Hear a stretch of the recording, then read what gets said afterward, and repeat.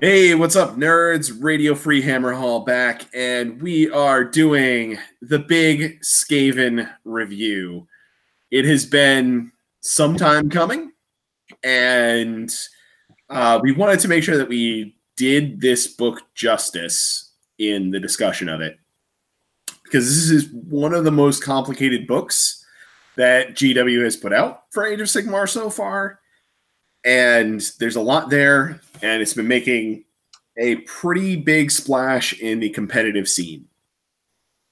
Indeed. So first of all, I've got my good buddy Des here, as usual.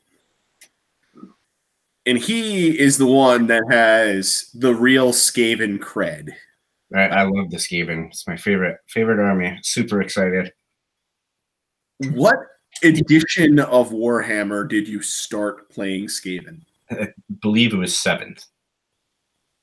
For a little while. And that was my main art. I started off with Tzeentch Warriors of Chaos. Then I picked up SKAVEN, and that was it. It's pretty much all I played, as you know, until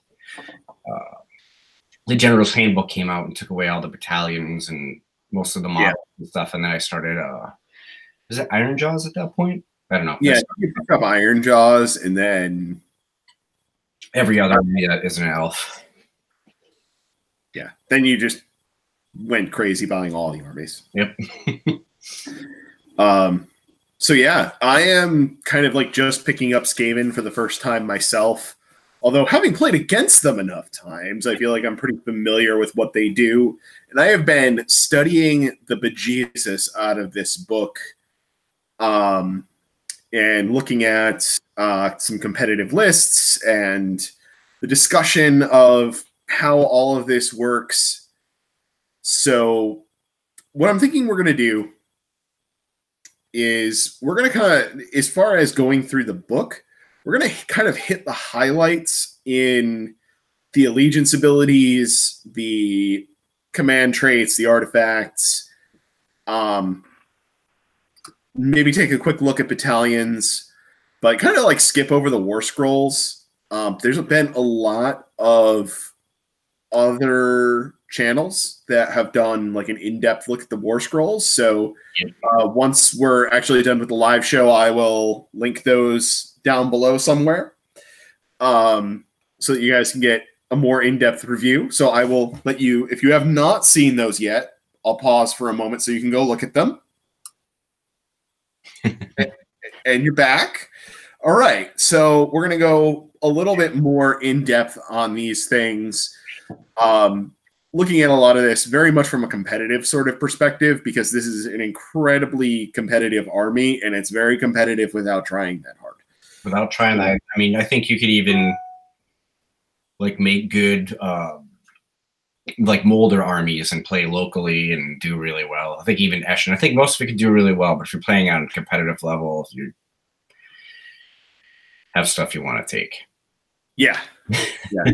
There's just a few things that are so unbelievably good that you're just going to kind of take them all the time.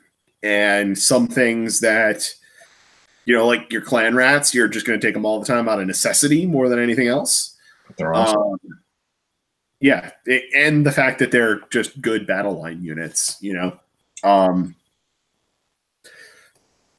So I think without further ado, I'm going to lock on me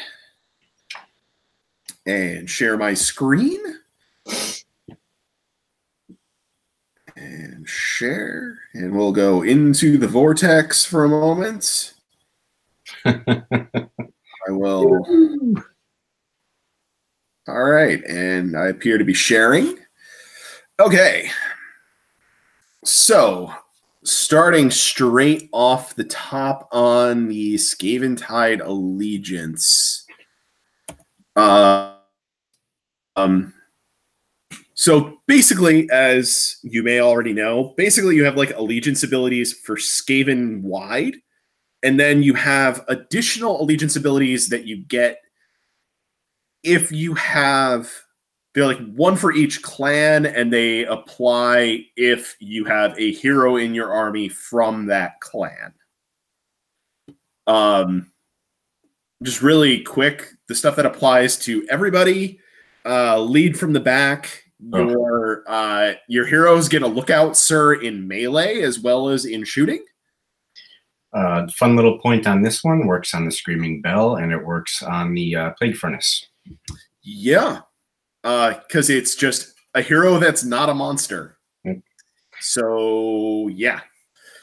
Scurry away. Your heroes, when they activate in combat, can choose to retreat instead of making attacks. So between those two things, it's pretty hard to kill your heroes. It is. That's really good. The Scurry Away is really good in a few games. It's really won me the games by grabbing objectives people thought were good. Whoops. Yeah. And then Overwhelming Mass. This was basically just taking an ability off of a couple of War Scrolls and putting it into a broader Allegiance ability. So you're +1 to hit in melee if you have 20 or more models in a unit, and then you're also +1 to wound if you have 30 or more models in a unit. That used to just be on Clan Rats and I think on Storm Vermin. It was on Storm Vermin too, yep.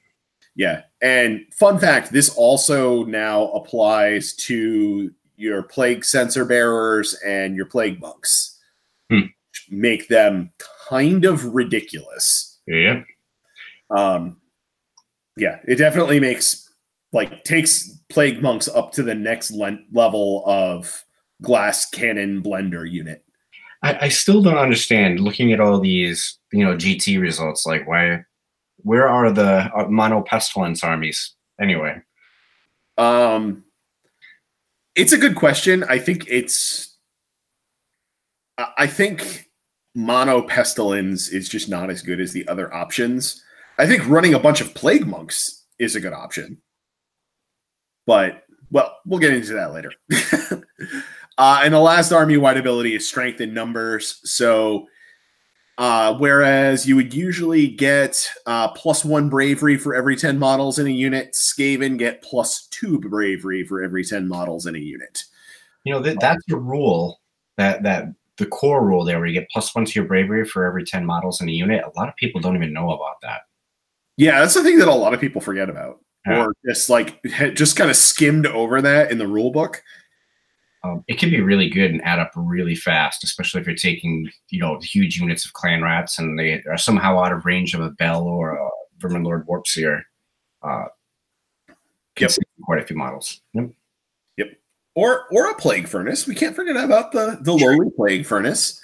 Because the interesting thing about the Plague Furnace is that its other abilities are not as exciting as the Screaming Bell, but that thing can do some damage in melee. Yeah, you can dump the mortal wounds out. It is cool. I like it. Yep. All right, and then we have the abilities for each clan. Master Clan is a pretty important one because this is all of your Vermin Lords and it's all of your Grey Seers. And I don't think anything else. It's just the Vermin Lords and the Grey Seers. And Thankwol. But he's a Grey Seer, technically. So every time they use a command ability, you roll a d6. On a 5-up, you get a command point back. Important thing to note on this is that it uses a command ability, not necessarily the command ability on their War Scroll. So you can do this with Inspiring Presence, or at the double, or Forward to Victory, Yep. There's lots and lots of I don't find myself using this ability very often, but maybe that's just the way I'm doing things. Quick thing that only for Master Clan, they have to have the keyword Master Clan. I think it's for all Vermin Lords. So they have to have the Master Clan keyword. Yeah, the Grey Seers also have Master Clan keyword. Let's see. Mulder, the prized creations. It just basically picks one of your Mulder Fighting Beast units and adds D3 wounds to one of the models in the unit at the start of the game. Eshin, you're picking an enemy hero for each Eshin hero you have, and all of your Eshin dudes reroll hits against them. I forget that one every time. Yep. That is like the most forgettable ability. Not because it's not valuable, but just because it's like you're trying to remember 10,000 other abilities, and I take every single bit of every clan. Right. So I have to remember all of them. So yeah, you tend to forget a little bit. Mm-hmm. Yeah, I mean, I think the Eshin one is going to pop up a lot because your Vermin Lord Deceiver is Eshin. So you can pick something that he gets to just re-roll hit rolls against, even if you're not running any other Eshin stuff in your army. And he's already a freaking assassin, so he's really like doubling down on his assassinness. Yep, he's become a must-take in every list for me. Yeah, I mean, I think I mean, I have one, so let me put it that way. Like, I think he's good enough that I have one built and painted. I need to experiment to see how often he's going to end up in my lists, but I think he's very, very strong, to say the least. Clan Verminous, basically your Claw Lords just get a free command trait, even if they're not the general. So just note to everybody, don't make your Claw Lord your general, because you're going to get a free command trait anyway. Yeah. None of them are that great anyway. We'll go into those. Yeah. They're not that exciting, but it's like free stuff. Okay. Yeah, exactly. It's like, I'll take free stuff, sure. All right. So I just want to briefly talk about Pestilence first, just because I think Scryer is probably like the most beefy one to talk about. Oh, I thought it was bias. What do you mean? I was just teasing you for having bias for all things Nurgle. Well, I'm just going to talk about Pestilence real quick, because basically what happens is if one of your prayers on one of your priests rolls a 6, you get to pick one of these plagues to be in effect for the rest of the game. None of them are that great, except for the one that lets you re-roll your prayers. Yes. Okay. Like that's basically your go-to is first one is Never Plague, re-roll all your prayers. And then after that, it's just like stuff that's fun little bonuses. Which, yeah, the rest of it's like not that important. The big thing is the first time you roll a 6, you get to re-roll all of your prayers for the rest of the game. Yeah. And that's important.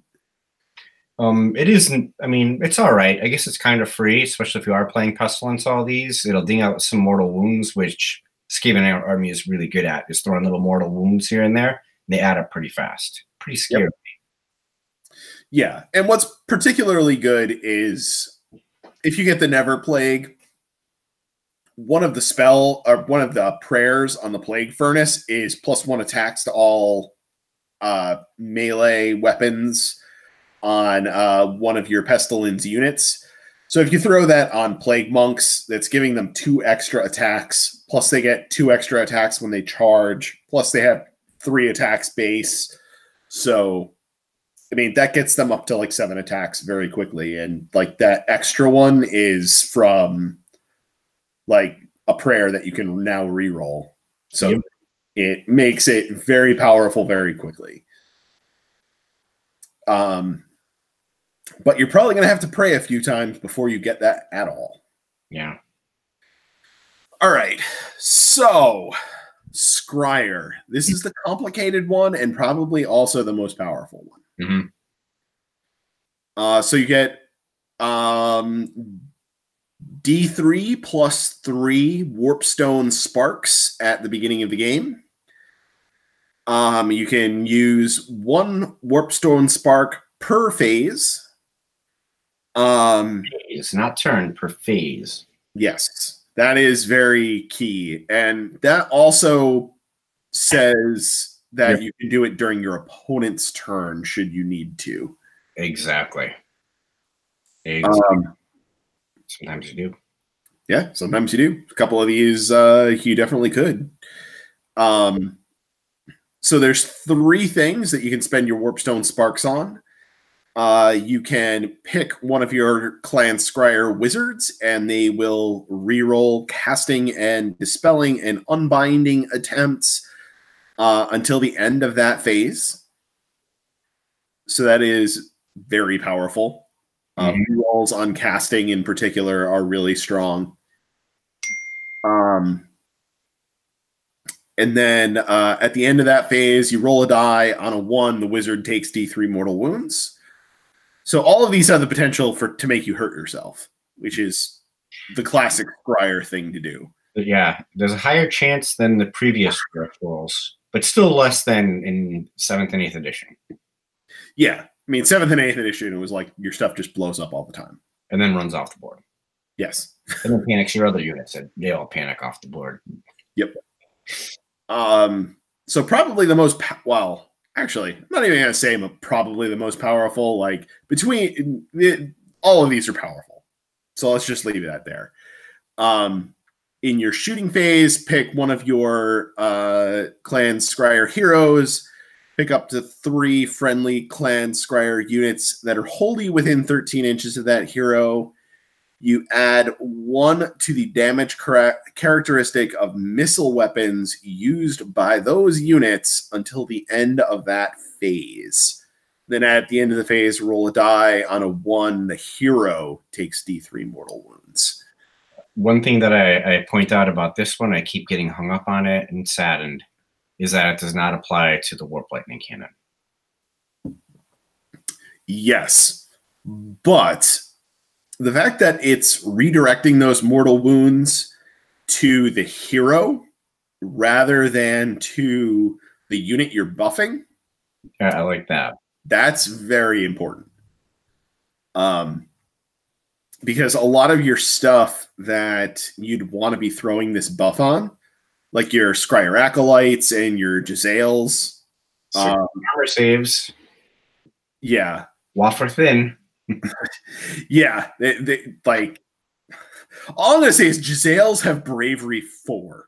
Yeah. Like, if one of those things dies and you can't make them immune to battle shock, that whole unit's gone. Yep. They wear aluminum foil armor. It's not good. Yeah, not good at all. Also, really good thing to put this on, I think, is a Rattling gun. 3 Rattling guns. Yeah. 3 Rattling guns running up the board and tearing up your opponent. That sounds like a lot of fun. Yep. And then the last one in your hero phase, or I'm sorry, in the combat phase, pick one of your Clan Scryer heroes. That hero can re-roll hits until the end of that phase. And then, of course, at the end of the phase, roll a die. On a 1, the hero takes D3 mortal wounds. I'd like to go back a little bit on this. That one's pretty useless, except maybe on the Acolyte, because, I mean, the Acolyte has a total of 2 attacks, but the Engineers who you put this on have 1 attack each that hits on 5s and wounds on 4s. They're pretty terrible. Yeah. You would have to do something else. But this is, I mean, it's a good, like, last-ditch effort. Yeah. Like, if you're in a position where you're fucked anyway, and you have extra Warpstone Sparks. I've done it. Yeah. Like Skaven are just like the YOLO army. Yep. So, yeah, you have to play it that way.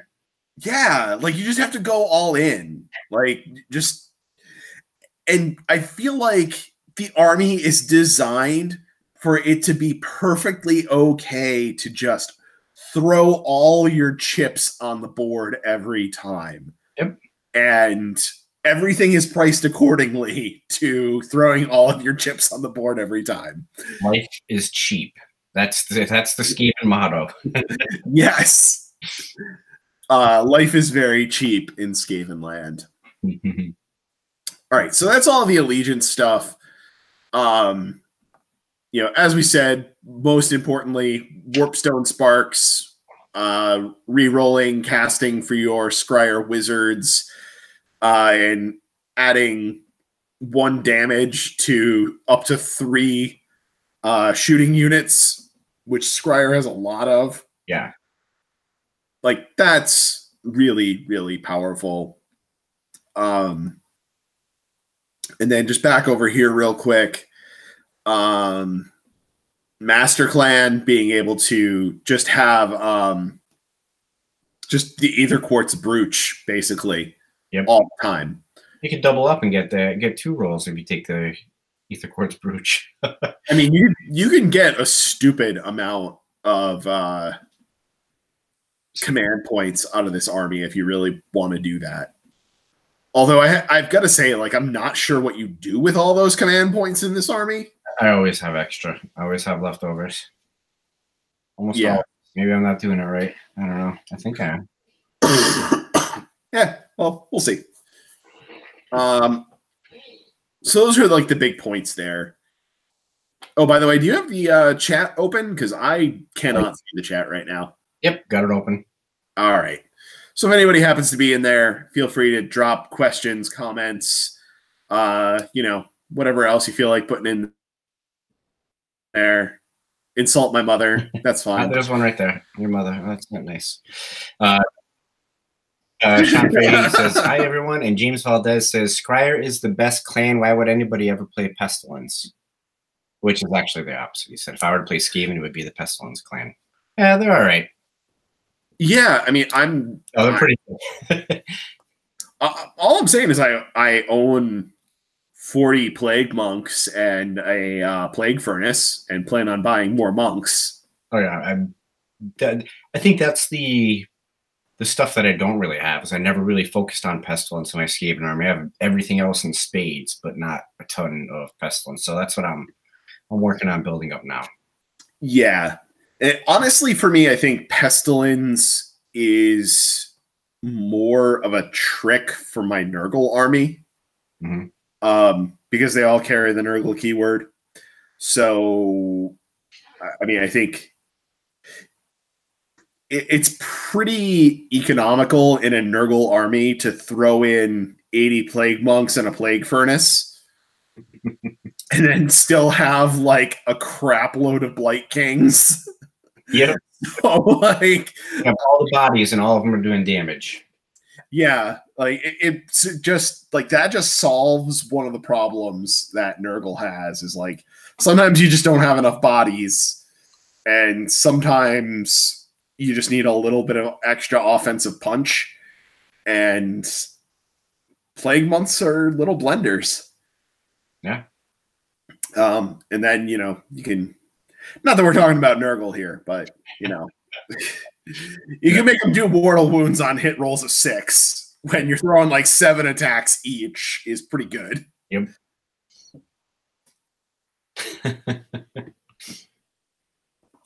All right. So, command traits. The first 3 command traits on every one of these charts is the same. Reroll wound rolls of 1 for your general's melee weapons. Boring. Yep. In melee most of the time. Next. Verminous Valor is actually pretty good. Yep. On a 5-up, you can pass off wounds off of that hero onto a nearby unit. Can I point out something real quick here? Yep. Just so people know out there, the Screaming Bell is not a behemoth, and it's not a monster, but it is a war machine.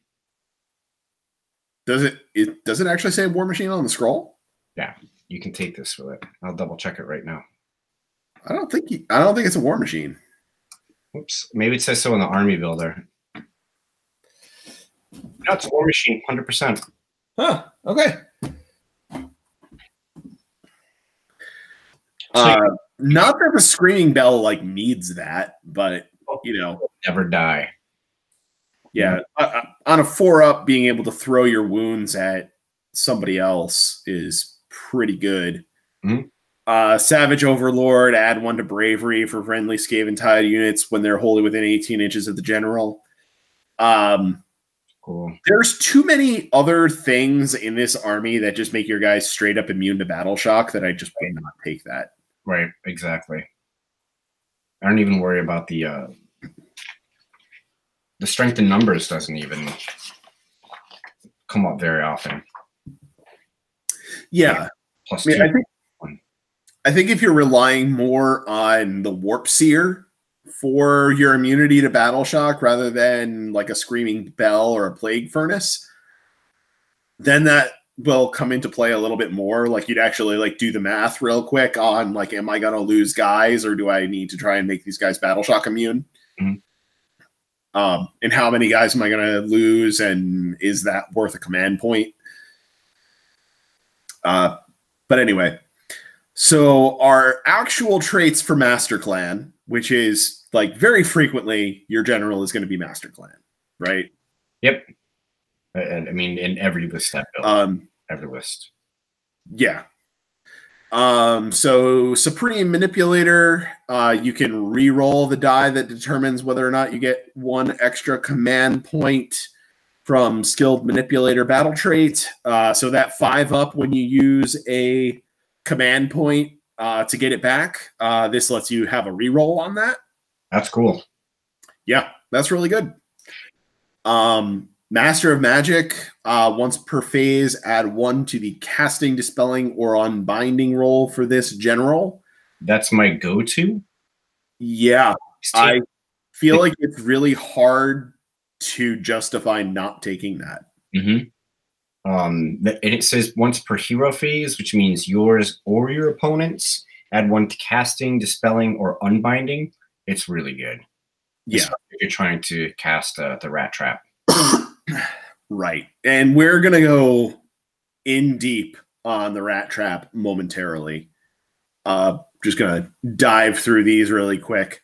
But I think looking at the way that's worded, like I think in beta testing of this was definitely just add 1 to casting, unbinding, and dispelling. And somebody was like, whoa, whoa, whoa, this is way too powerful. Yeah. No, it's good. And then cunning, after the battle is started, roll a die each time your opponent receives a command point. On a 6, you receive that command point instead of them. I'm going to be honest. I love the idea of this one. I love the idea of it, but so easily you could go an entire game and not get anything out of this. Yep. That like Supreme Manipulator, that's going to get you extra command points. Mm-hmm. Master of Magic is gonna win you games. Yep. It's gonna do it. So, you know. All right. The next one is the Warped Inspirations for Clan Scryer. Add 2 to the number of Warpstone Sparks that this general's army can use during the battle. That's actually pretty good. I like that because I think you really want to burn through your Warpstone Sparks early, so you get that. You want to get that momentum. I don't save them. Right. I burn them because usually somebody looks at your engineer with that 5-up save and 5 wounds, and it's gone. Just looks at them. Yeah. Fire Steel Axe, and that's all it takes. I burn them real fast. Yep. And, you know, so that's very good. But the question is that better than Master of Magic? It might be. Because you're getting multiple applications you can use that for. Well, I guess you are to Master of Magic too. It's only 1 phase. This isn't 3 phases. Yeah. I mean, I guess the question is... I mean, you don't have to make that choice. You kind of do depending on your general, right? Yeah. Yeah. So the question then is the, like, comparing like apples to apples, is +1 to cast once per turn better than twice per game getting an extra reroll for casting? Yeah, and seeing as they can only cast 1 spell in the first Scryer, the engineers, the Acolyte can cast 2 though. The Arch Warlock, you mean? Yeah, that's what I meant. Yeah. All right, so the next one, Deranged Inventor. At the start of your shooting phase, pick one of your friendly clan scryer units wholly within 13 inches of your general. You can re-roll hit rolls for attacks made with missile weapons by that unit until the end of the phase. That one's fun, especially when you take, like, you know, the rattling gun, you roll like a low double and it dies immediately, like a 4. Yeah. I mean, I think the problem with that is that, like, their spell, more warp power, that lets you reroll hits and wounds for a unit. Yep. And that's like way better. Yep. So, and it's not as big of a opportunity cost as, you know, committing your command trait to it. Yep. All right. And then Overseer of Destruction in your shooting phase, you can pick up to 3 friendly weapons teams, and you can reroll hits for those. So just on Deranged Inventor, sorry, I got a little sidetracked thinking about it. There's not a lot you can use that on either. During your shooting phase, the only thing I can think of off the top of my head that would use that would be Storm Fiends and the Doom Wheel in the rattling gun. And Acolytes. I guess Acolytes too. Yeah, you're right. I guess it can. They have to be wholly within 13 of the general, though. So you've got to have your engineer running pretty closely behind those Acolytes. Yeah. You're never going to take it anyway. Yeah. That's what it comes down to. Is like, yeah, like these are fun to talk about, but being realistic here, you're going to take a Master Clan hero. They're probably going to be your general, and you're probably taking Master of Magic. Yep. And if you don't take Master of Magic, you're probably taking Supreme Manipulator. Like that's just kind of like the thing that I come down to on this. Clan Pestilence heroes, are these even worth talking about? Like, are we going to run a Pestilence general ever? Unless you want to take Nurgle. Yeah. The only argument for taking a Pestilence general, I think, is it unlocks allying Nurgle. And that's pretty cool. Because Blight Kings are really good. And that is a battlefield role that SKAVEN doesn't really have. Yeah, like the closest. What are the Storm Fiends are probably the closest thing. Yep. And they're much more expensive for what they do. Exactly. So we can just kind of skip over that.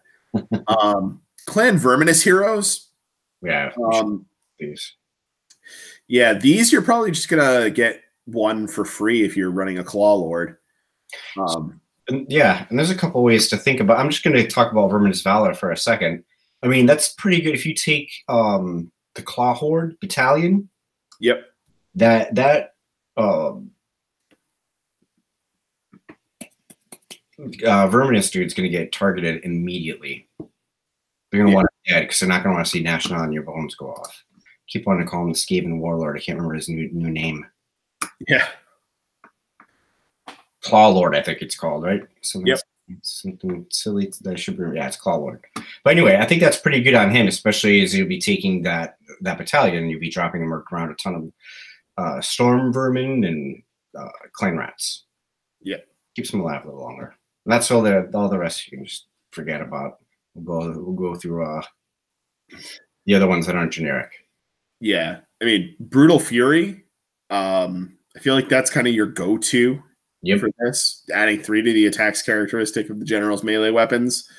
Your Warlord already has a built-in add extra attacks ability for the wounds he's taken. And if I recall, I think my Claw Lord almost took out oh man, all the names are gone. His name's not Festivus. That's for the rest of us. Festus the Leech Lord. The Greater, the name the Greater Unclean One. Oh, Rodigus? Yeah, didn't he almost take him out by himself? He did a lot of damage. I think my Claw Lord was down to 1 wound, and then I popped Brutal Fury, and I think he only that Rodriguez only had 1 wound left. I think I almost got him.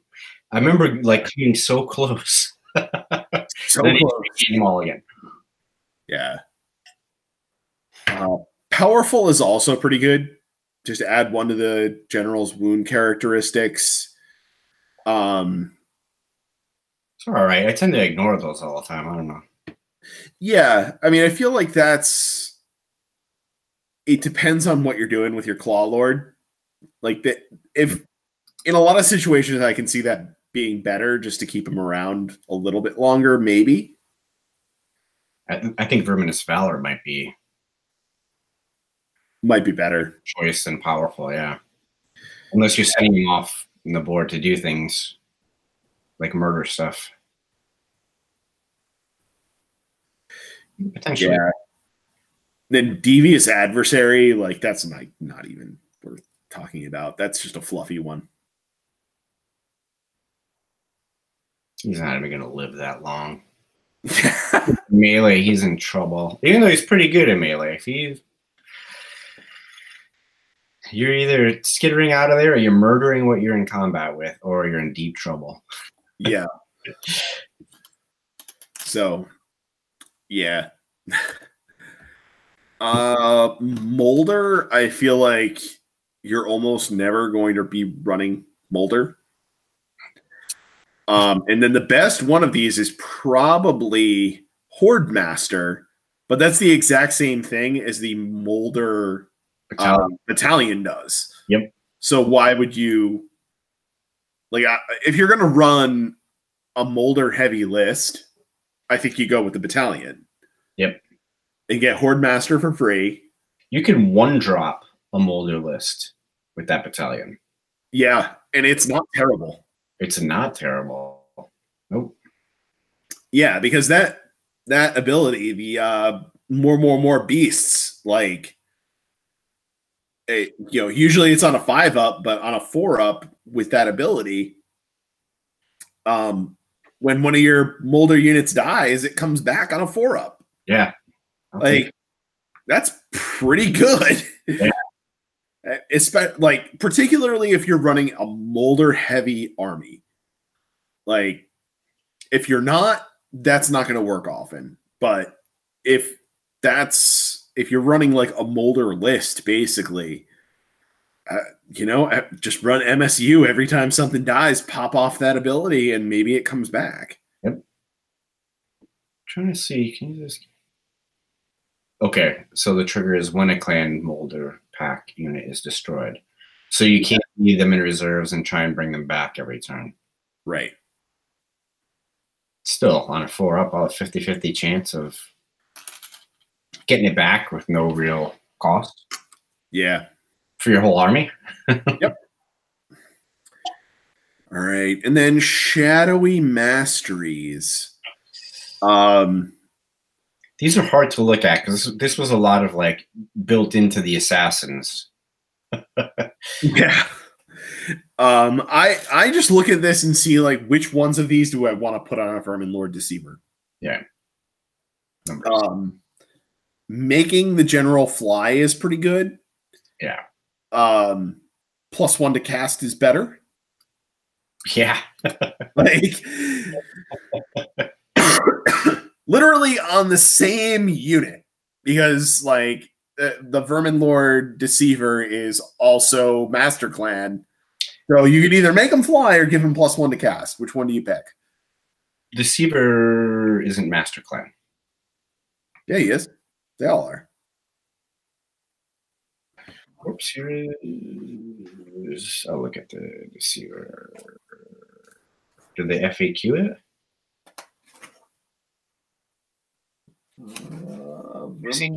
Vermin Lord, Skaven Tide, Clan Eshin, Monster, Hero, Wizard, Vermin Lord Deceiver. Huh. That's interesting. I think I mentioned that too. So not all that I said, like I said, they have to have the Master Clan keyword. So I think that leaves you with Thinkwool, the Warp Seer, Grey Seers, And that's it. Nope. Lord Screech Vermin King gets it too. Yes, but Lord Screech is unique, and so is Thankful. So he can't take anything anyway. Yep. Yep. So that actually, in light of that, that like adds a completely different wrinkle to all of this. Like, it just makes the Warp Seer that much more of like an auto take. Yeah. Yep. Otherwise, I'd be leading with the Deceiver all the time, I think. Right. Because the Deceiver, like Dreaded Skitter Leap, is outrageously strong. It's a game winner. Yeah. Like being able to go 6 inches, like teleport 6 inches away from the enemy, is really good, especially when you have shooting attacks. Yep. Excuse me. Well, out of 6 inches anyway, because I think the Deceiver's attacks are both. Oh no, the Doomstar's 13. The tails are 6. So yeah, I can Doomstar something. Yeah, you can Doomstar somebody. So yeah, and he's just he's a beast. He's a mofo in melee. Like he's gonna like, especially like if you pick the right enemy hero and they're just a little bit exposed, he is gonna go gank a bitch. I had him take out a fully I forget which one it was, but he like popped onto the board and just nuked the Bloodthirster by himself. Just yeah, he's a murder machine. He's just done work on everything I've sent him into. Yeah. What's really sad is it feels like the Warbringer is supposed to be the one that is like really strong in melee, but the Deceiver is really the one that kicks a lot of ass. It's true. You just watches, the Warbringer's attacks bounce off the armor and does his thing. Yeah. Poor Warbringer. He has a good, I don't know. He has some nice abilities. I wish he worked, but anyway. Yeah, I mean, a lot of these other Eshin abilities were just like I really want Eshin to be better.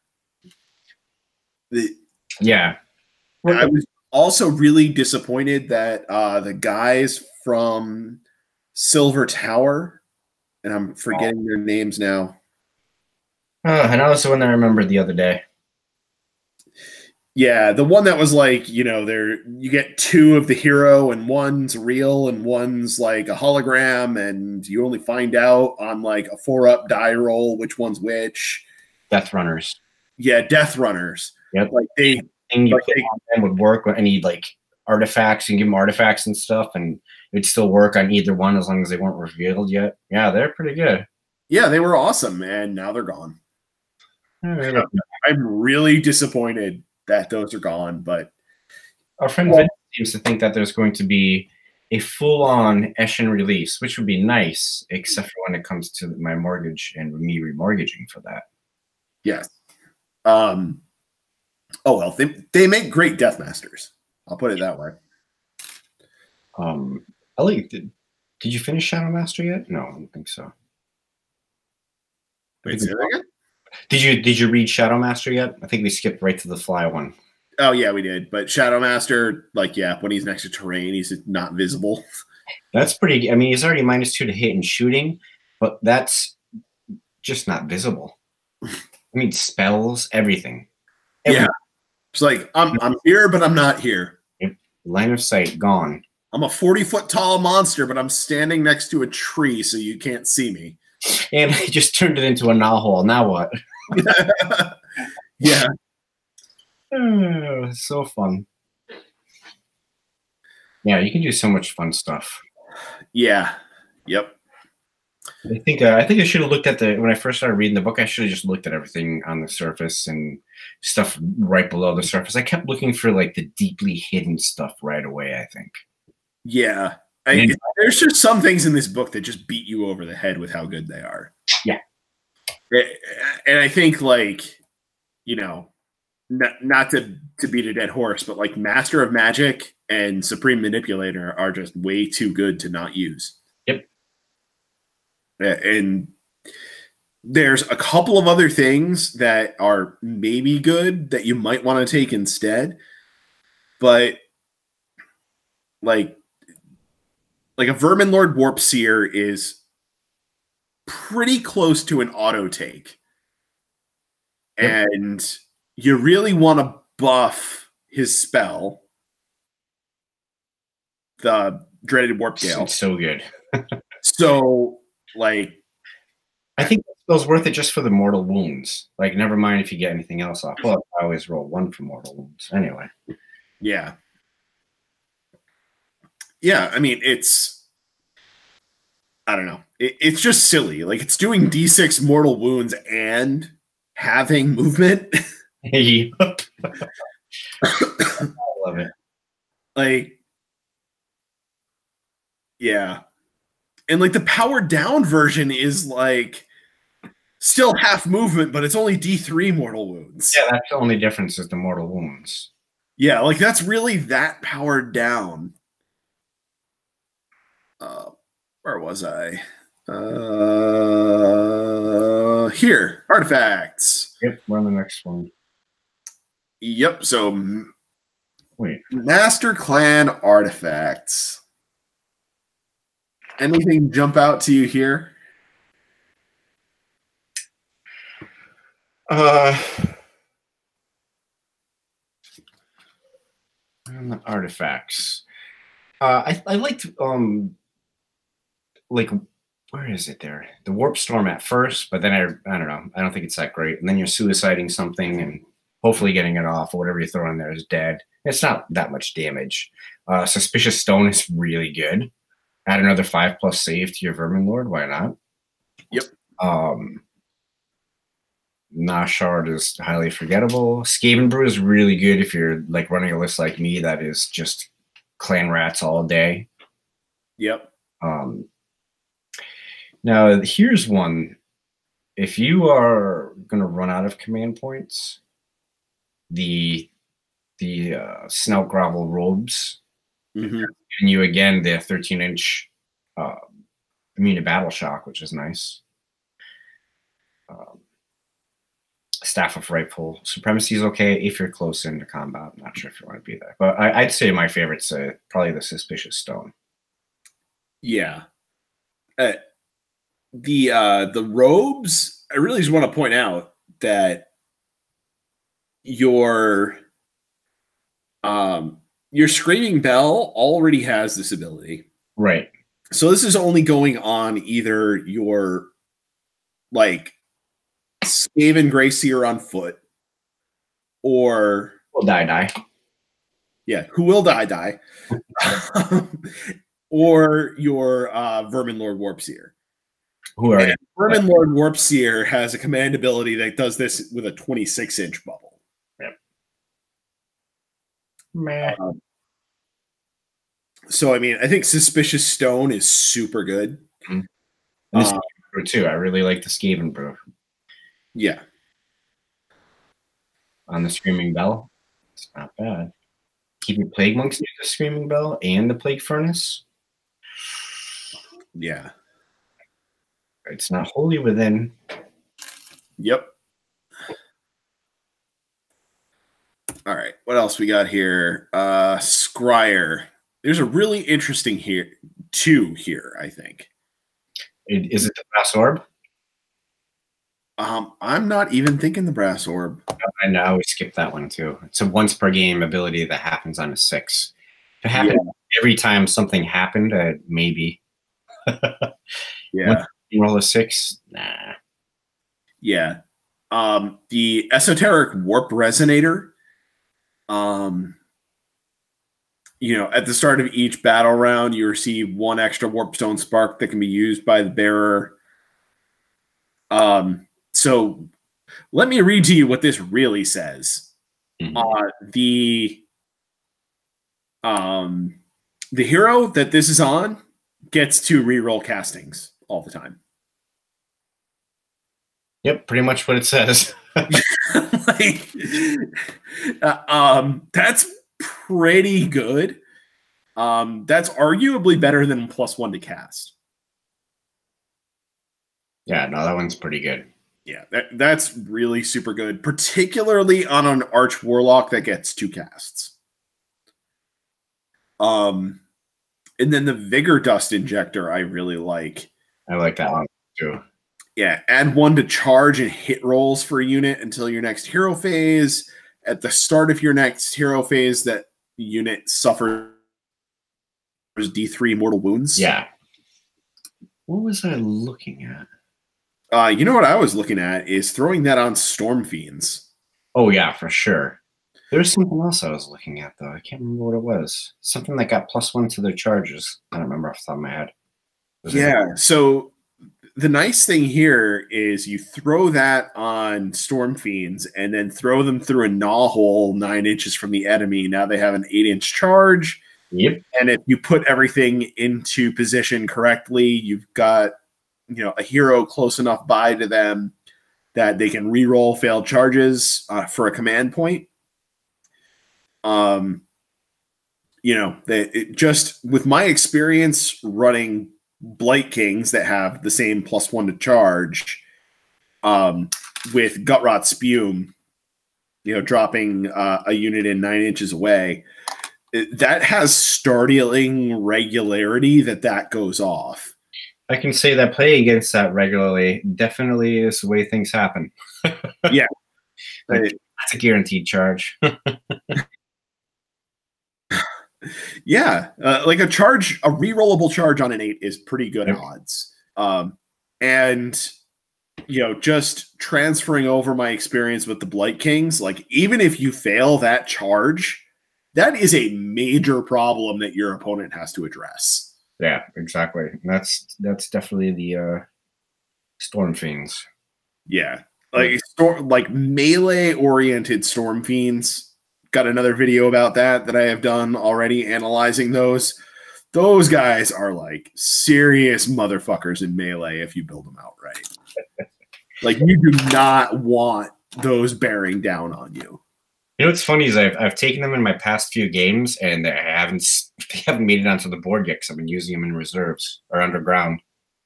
Did you watch my video? I told you not to do that. Yeah, I didn't finish that video yet, but that wasn't crazy. I like to try different stuff I'm not supposed to do. That's how I figured it out. I'm not supposed to take investigators. Yeah. How'd that work out for you? Not too good. No, it was all right. Other things in here, like nothing really jumped out at me that was really exciting. Nah. A lot of this is like on the bearer doing something, or pick a friendly Clan Skyr War Machine, double that unit's move characteristic. Yawn. Like put that on a Doom wheel, maybe, but like Doom wheels are not that good. So I don't know. Anywho, moving right along. This would work. Moving right along.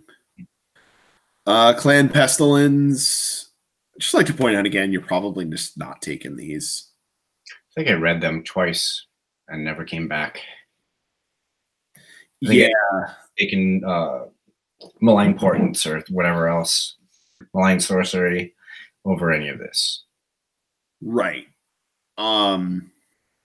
And nothing here is impacting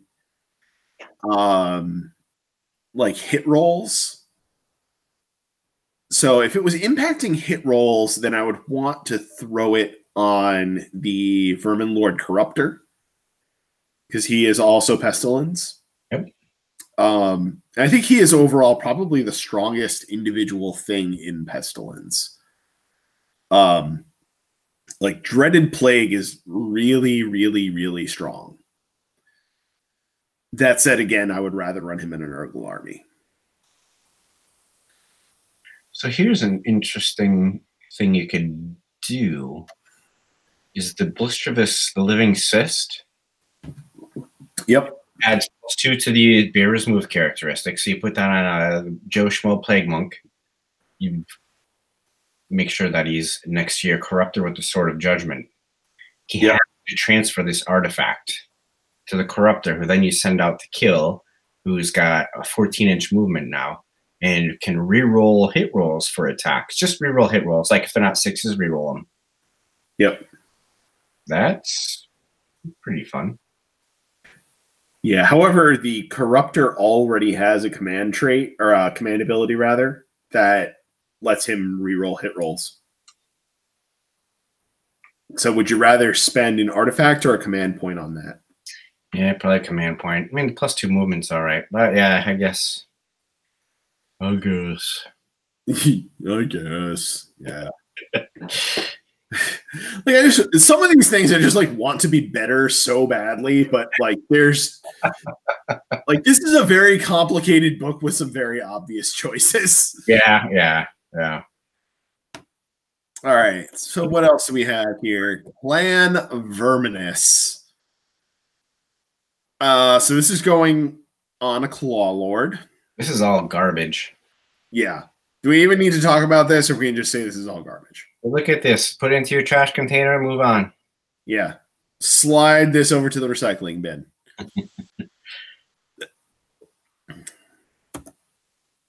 Clan Mulder.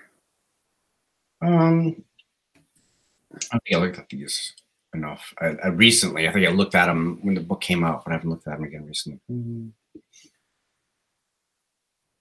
Man. Yeah, I mean, there's just nothing here. Like Foul Hunt would be good if you could just heal up to D3 wounds, like to your Hell Pit Abomination, which I know there's built-in stuff to do that, but to really keep those things around, or the yeah, Storm Fiends or whatever else. Yeah, nothing really great. Yeah, I mean, a Rabid Crown is good if you're going heavy Mulder. Yeah. You roll your wound rolls. Yeah, that's probably the best of the bunch. Yep. Clan Eshin. The Gnaw Bomb's cool. I love the Gnaw Bomb. Yeah. You know, once per game, turn a terrain piece into a Gnaw Hole for a turn. Boop. Yep. Nobody likes it for a turn or for the rest of the game? For the turn. Until your next hero phase, yeah. So for a battle round, it turns into a Gnaw Hole. Which is, you know, like very situationally tricky. Depends on where you're putting it, but yeah. Yeah. Like Sylvaneth Wildwoods that are trying to block all the objectives. That's a nice place to put those. We're out by Dryads. Work good. The Shadow Magnet Trinket is a nice trick for all the always strikes first crap that's hanging around. Yep. I think that like metagame dependent, that might actually be worth taking. Like throw that on your Verminlord Deceiver, throw him into a Gristlegore General, and let him go first. At very least, you're taking that boy down a lot. Yep. I think the Cloak has some juice to it too, for the mobility. You know, if you keep him, you keep your Eshin hero safe till the end of the game, and just pop up on an objective that was forgotten about. Yep. Or just a murder, kill. Yep. Murder, kill. That's the same song I had in my head too. So I am several octaves too low, but that's and then all right, so we're on to spell lores. So this goes on Greyseers. So this goes on Thankful, your Screaming Bell, or your Greyseer on foot. And the Warp Seer. No, the Warp Seer can't take it, and I forget why. Yeah, because he's not a Verminlord, or because he's not a Greyseer. Yep. So you only have 3 Greyseer options to take this. So can I'm going to air out a quick beef that I have with this book, and it's probably, the answer is probably that it would just be too strong. But all of your Vermin Lords can cast 2 spells a turn, but none of them can take any additional spells from spell lores. And then we don't have any prayer lore for Clan Pestilence. Mm-hmm. So, I mean, and I feel like Pestilence would be significantly more playable if they had a bunch of extra prayers that they could select from. I wonder if they would have just made it I don't know, maybe. More than likely. Yeah. Anyway, so all of these are basically miniature versions of the spells that are on all of the Vermin Lords. Yep. Of note, Warp Gale is really good. Mm-hmm. It's one of the key components of the Rat Trap. Plague is also really good. Just nuke a third of a unit, basically. Yeah. Yeah. Skitter Leap is also really good. That's my default right there. Yeah. I mean, I really like Skitter Leap a lot. I think competitively, though, like Warp Gale is probably the correct answer. Mm.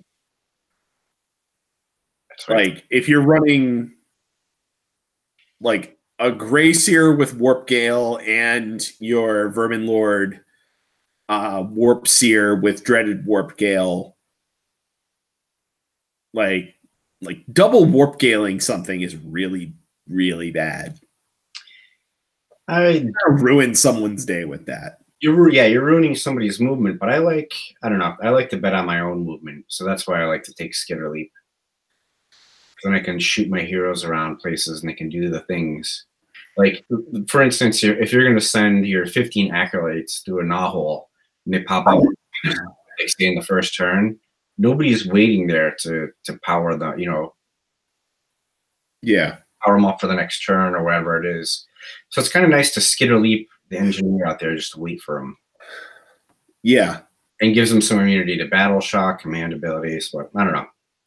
I guess it depends on the board. That's the way I like it. I do Skitter Leap first. Maybe I should try both Warp Gales.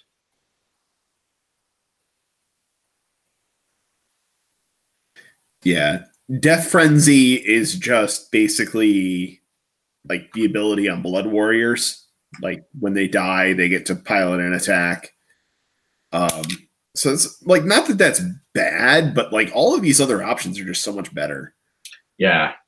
And it's built into the Warbringer. The Warbringer can do the dreaded Death Frenzy too. Yeah. I wish it was a little better. Yeah. I don't know. Splinter is just like not that exciting. That's very like hit or miss. Yeah. Scorch is not that exciting. So, I mean, I think, but between Skitter Leap, Plague, and Warp Gale, like those are 3 excellent spells. Yeah. And I don't think you can really go wrong taking any one of them. I agree. 100% agree. Yep. And then lore of Warp Volt Galvanism for your Scryer Wizards. Do we ever take anything other than more warp power? Depends on your list. If you're not taking anything that's super, like say you're taking a Warp Lightning Cannon heavy list instead of taking Acolytes or Weapon Teams or anything else, I'd actually go for the Warp Lightning Shield for the simple fact that there's scenarios where your heroes and your heroes with artifacts and your casters are going to have to grab objectives. Yeah. That might help them live a little. It might kill them. Or it might help them live a little. Longer 5+ save and 5 wounds would normally let them. Yeah. And I think the nice thing about the Warp Lightning Shield is also there's a lot of abilities that can kick back mortal wounds at a caster. Yeah. So if you're particularly like if you're running an Arch Warlock, casting this and then casting something else, Like you just warp lightning shield yourself and protect him from the mortal wounds that he's probably going to do to himself. Yep. So that's not terrible. Also, like your bombardier can protect him from him accidentally killing himself. Oh my god. Always do. It's my favorite, it seems. I pick it to be my favorite, but there it is. Happens all the time. Yeah, I gotta say too, like the bombardier is one of my favorite models in all of Warhammer.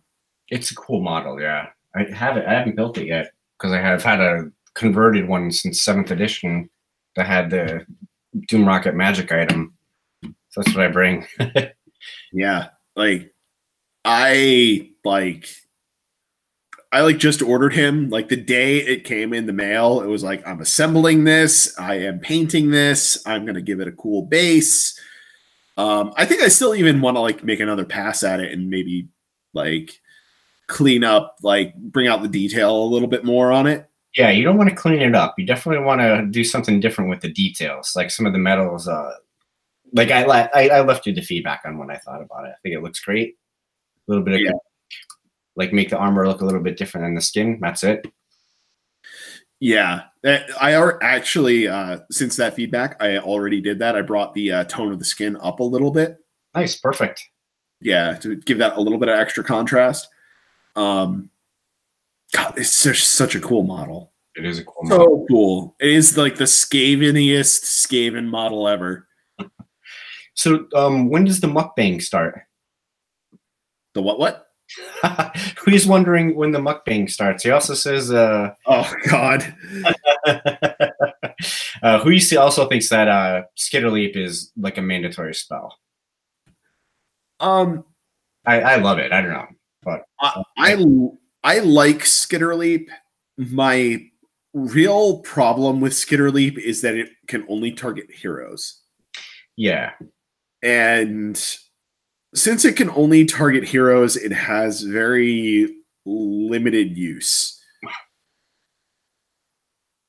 And it can target anything except like any of your heroes, including your vermin lords, except for Thanquol, the Screaming Bell, and the Plague Furnace. Because it's like 12 wounds or less. Assassination. Yeah. The only thing with Warp Gale with me is if you don't have a way to boost your casting on whatever you're taking on, and you're not taking it on your Master Clan Verminlord Warpseer. Yep. I don't know. It just seems like an 8 is too hard to cast on some jabroni, unless you're going to put it on a regular on foot grace here. Yeah, but the thing you have to bear in mind is that spell is a 26-inch range. Yes. And all of your gnaw holes give you +1 to cast. Yep. So that gives you a lot of flexibility for what you can do with that. You can just have a regular old Grayseer just hang back and just cast that all day. Until he rolls a 13 and nukes himself. Yes. I go for every time. I don't care. Oh, yeah. I mean, rolling a 13 is very unlikely statistically. So why have I done it on the first turn every time? That's how I roll. I just answer my own question. How do you think? You need to get some better goddamn dice. Either blazing hot or forget it. Yeah. Yeah, so fun. All right. So that gets us through all the basics. Gnaw holes, of course, very important. 3 models. You can place them anywhere within 8 inches of the edge of the battlefield. Any edge. They are arcane for you, dangerous for your opponent, and all of your prayers on your priests. Yeah, all of your priest prayers are +1 as well. Which, by the way, is like by the numbers, that is way more powerful on priests than it is on wizards. Yep, definitely, because a lot of them are going off on 2s now. Yeah, 3s. Yeah, nope, it's really good. Yeah, that's really huge. And you can teleport 1 unit per turn. These have a lot of. This is something I'm still like really working on, is the deployment of these. And I guess they depend on what army you're playing against. Depends on the scenario. I think I was too aggressive when I first started, and I was dumping them into my, 2 of them into my opponent's deployment zone and popping 1 in mine so I could get that +1 to cast. I think that was too aggressive because they just sat on them, and then I couldn't use the utility of them later. Although I draw 2 units out to sit on those objectives, but I don't know. Yeah, I think the best answer for these, I think, is 1 on each side of the board, roughly at midfield, and then 1 in your deployment zone. I think if you're planning on using them for teleports, and then 2 in your own deployment zone if you want to rely on them more for casting. Right. I've been leaning more towards 1. It depends on the mission again. 1 in my deployment zone, 1 still in my board area. Yep. Left side, and then I'll put the other 1 closer to my opponent's deployment zone on the right-hand side. So I give him myself some different choices for when I pop up, and my opponent some things to think about, like where is he going to pop out, and I have to cover these 2 things, and I have to move. Now I'm out of my deployment zone. Yep, it could work. I don't know. It's an art. I'm still learning it. Yeah, I have some thoughts on some tricks with the rat trap. Which I have some thoughts on what to do with this with the rat trap, which we'll get to momentarily. So this basically gets us through all of the war scrolls. Here's all like the path to glory shit that we don't really care about for here. And I just want to say, not that we don't thoroughly enjoy Path to Glory. We're just not talking about that right now. We play Path to Glory probably at least 6 or 7 times a year, like leagues. We play a lot of Path to Glory. It's a lot of fun. Yes. Locally, LGS. I think Path to Glory is probably the best, like, get new players into the game sort of way to play. Like it's like it's an escalation league on rails. And it has the RPG elements, which I love that part. You can randomly roll for your followers and get power-ups. It's fun. Very fun. Yep. So just really quick going through battalions. Virulent Procession, this is not happening in a 2,000 point list. It's not a bad ability, but yeah, you take those massive battalions. I don't think that happens. Yeah, the Foul Rain Congregation is actually pretty good, other than the sheer amount of points that you need to dump into this to make it work. Full list. I was playing with that a lot. Ends up being most of your list. Yeah, it's just too many points to work. It's murderous. You are going to murder shit, but that's not the name of the game. Yeah, and the Congregation of Filth is not bad, because that's. Oh, dude, I mean, you're going to take that stuff anyway, right? I mean, it's a few points. Yeah, it's some extra points. It's just a Plague Priest or on a Plague Furnace. Yep. And 2 or more units of Plague Monks. So, I mean, that's your pretty standard loadout of running Plague Monks. Yep. And it just gives all of your Plague Monks a 6-up ward save. And drops. You just mentioned it lowers your drops a lot too, especially if that's what your RB is circulating around. Yeah, especially since it's 2+. So if you're running just like a straight up Pestilence army. Oh, like Wee's army? Yeah. The crazy man and his 200 monks. Oh my god, that was so fun.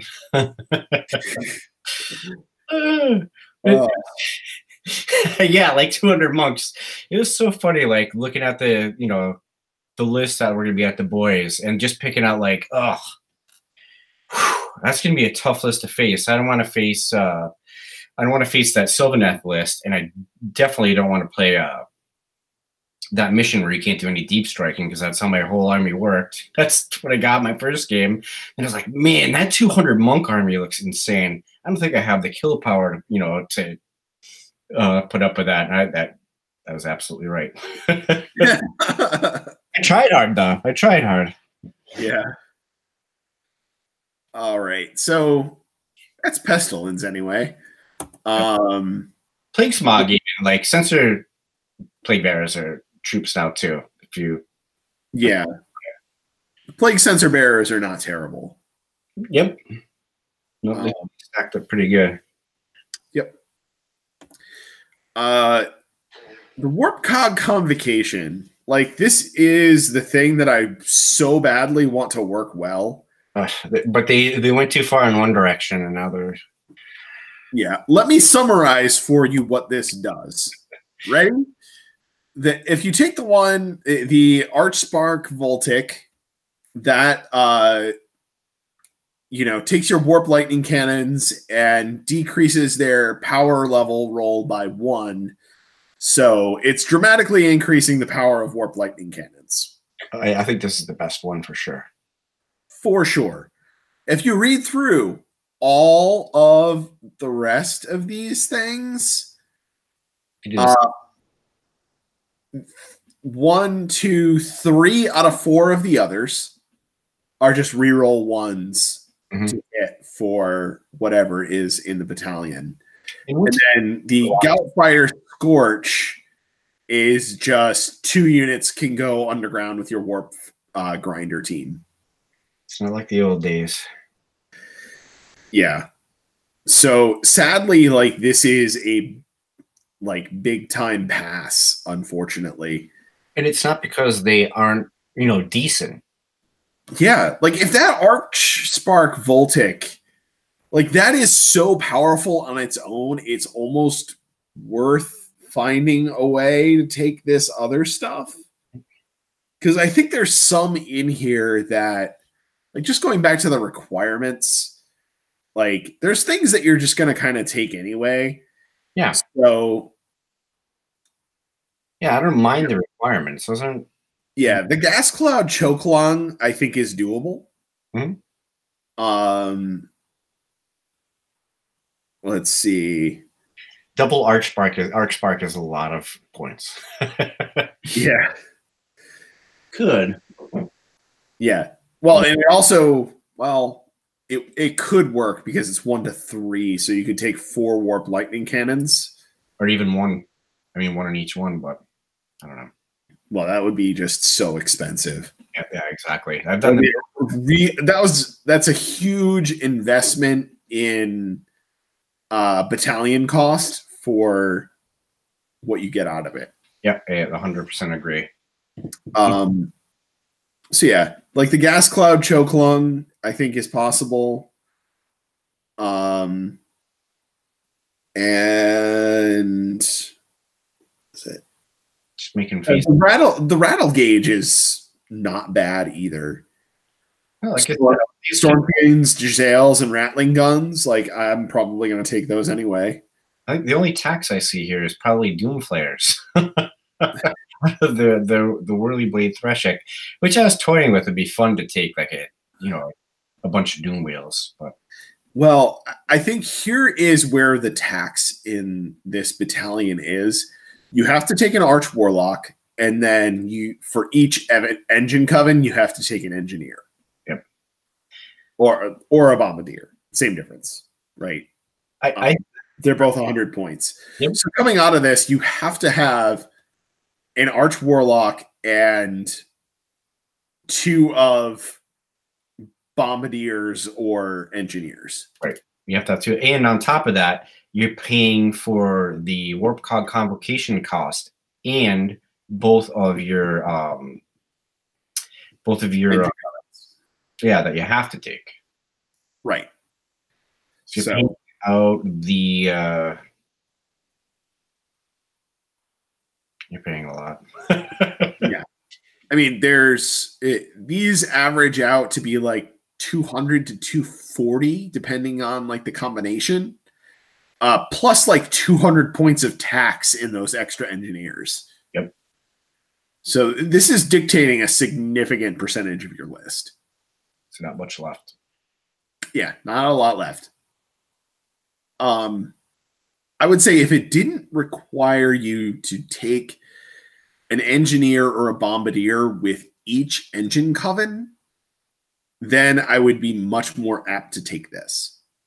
I find that funny because I think it's all right because that's where a lot of your power is going to stem from. They're going to buff up the units.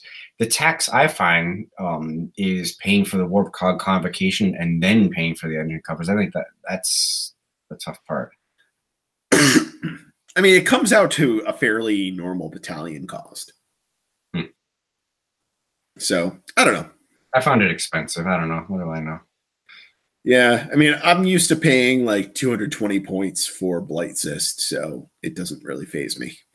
And he just pointed out, and I built a lot of lists around this. So I did build a lot of lists around taking 2 Archspark Voltics, but you need an engineer for each Warp Lightning Cannon because you want that thing to do more and more warp lightning, and so it explodes. Who cares?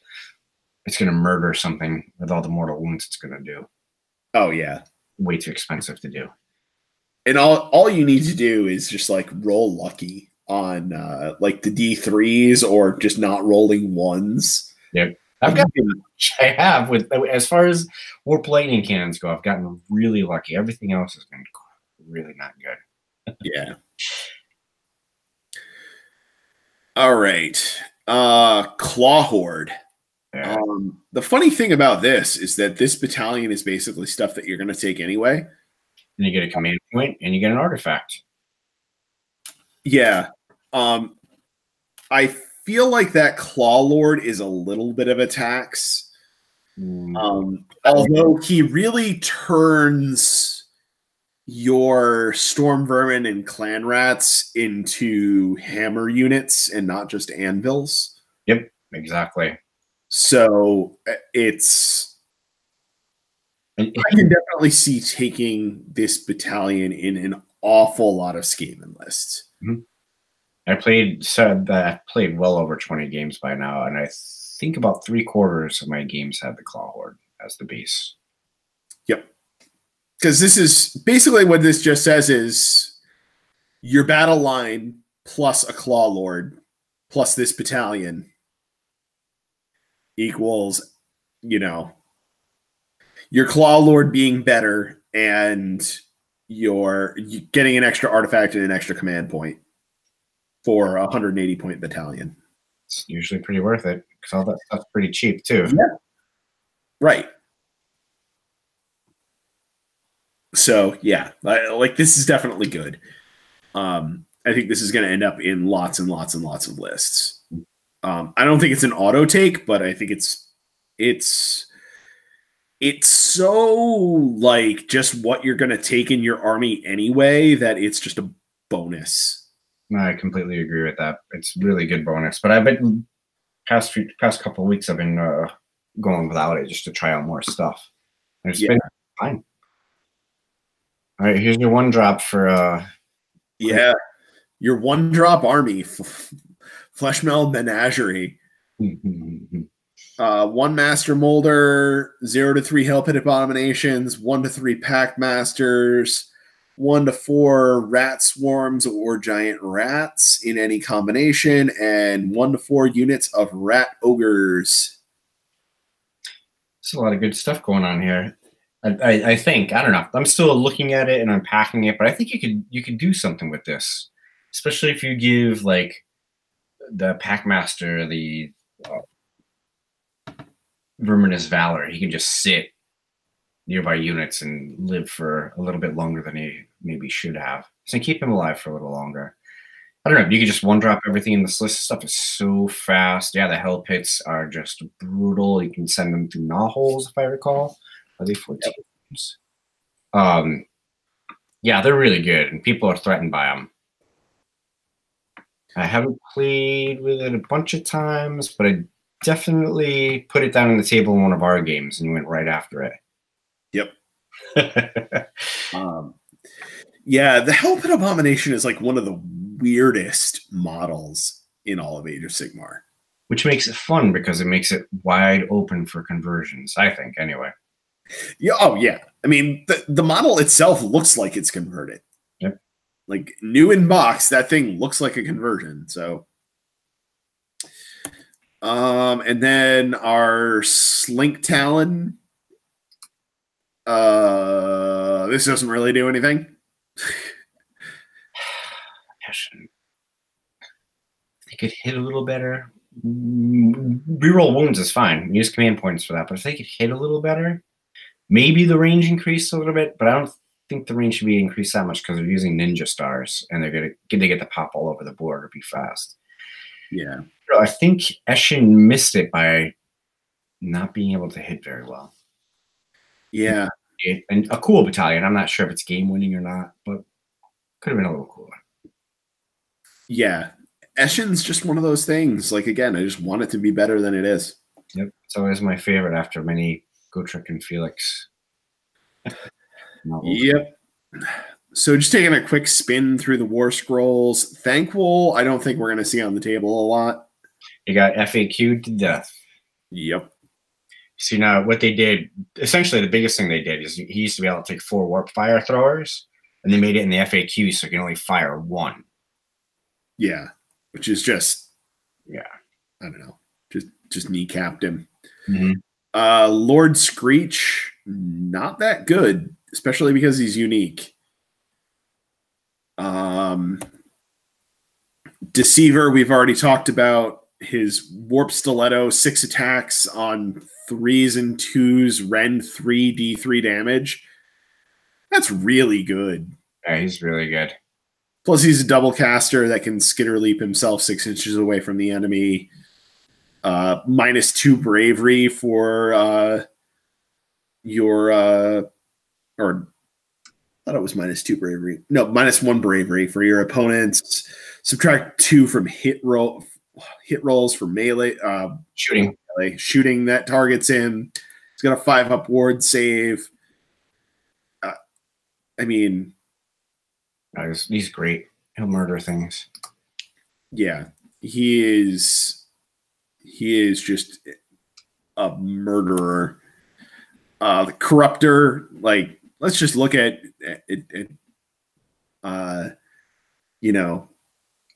Dreaded Plague for a quick second. Like, if you have a unit of 1 wound models, it's just going to straight up take out half of them. Yep. And his command ability lets him reroll hits. So if you throw the Sword of Judgment on this guy, he is just assassinating bloodthirsters. That's what he does. Yeah, like that. Like, that's the reason to run Sword of Judgment on this guy. Like, he's got 10 attacks. He can reroll all of his hits. Like, he will assassinate whatever hero you want, and he will assassinate monster heroes, which is a big deal. Let's see. Vermin Lord Warbringer, not interesting.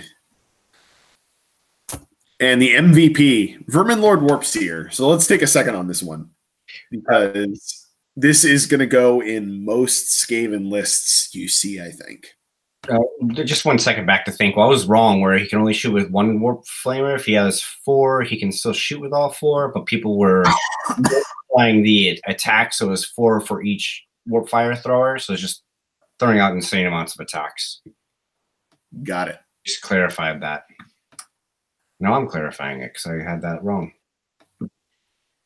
Yeah, I mean, it's still, I don't know, still not really exciting. It's actually not bad. Yeah, I don't know. 4 pluses for every model that's under it. It's pretty good. It's not going to make me run out and buy that model. Yeah. But the Vermin Lord Warpseer, so in each of your hero phases, you roll a die. On a 3-up, you receive a command point. If you roll a 6, you get D3 command points instead of 1. Yep, that's true. Every time he spends a command point on a 5-up, he gets a command point back. Love it. His Scry Orb lets him reroll saves. and then once per game, he can throw it at an enemy unit for D6 mortal wounds. I'm not throwing that a lot, but that's a neat little rule to remember. I mean, last battle round, last ditch effort, or if he's about to die, last ditch effort, throw that thing at somebody. -1 bravery to enemy units nearby. Double caster, dreaded warp gale. It casts on an 8, which is a little bit hard, but it's got a 26-inch range and suffers D6 mortal wounds, and the run and charge rolls for that unit are halved until your next hero phase. That unit can fly. It cannot fly until your next hero phase. That's just really good. Yep. Stay. You stay there. And then his command ability is a 26-inch bubble of battle shock immunity. Which is awesome. He is really good. He's currently 260 points. If he does not get increased in the General's Handbook, I don't know what GW is doing. This was wrong to begin with, that he's only 260.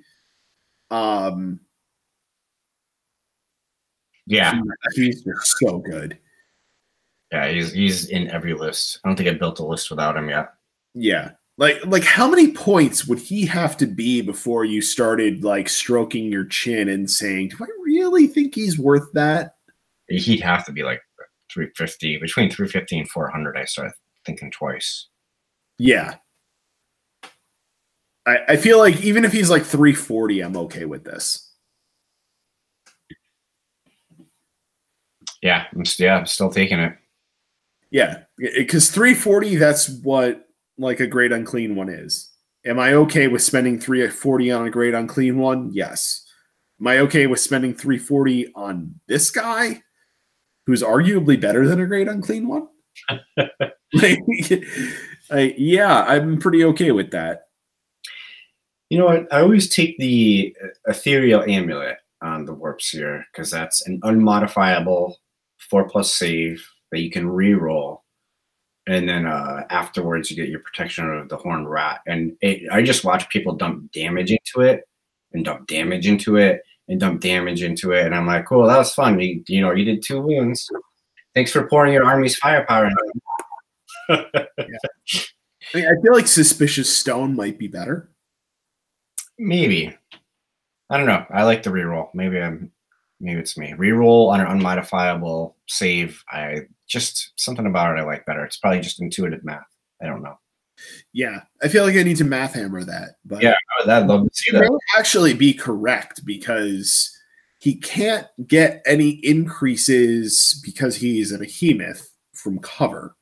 There's nothing else that's going to give him +1 to save.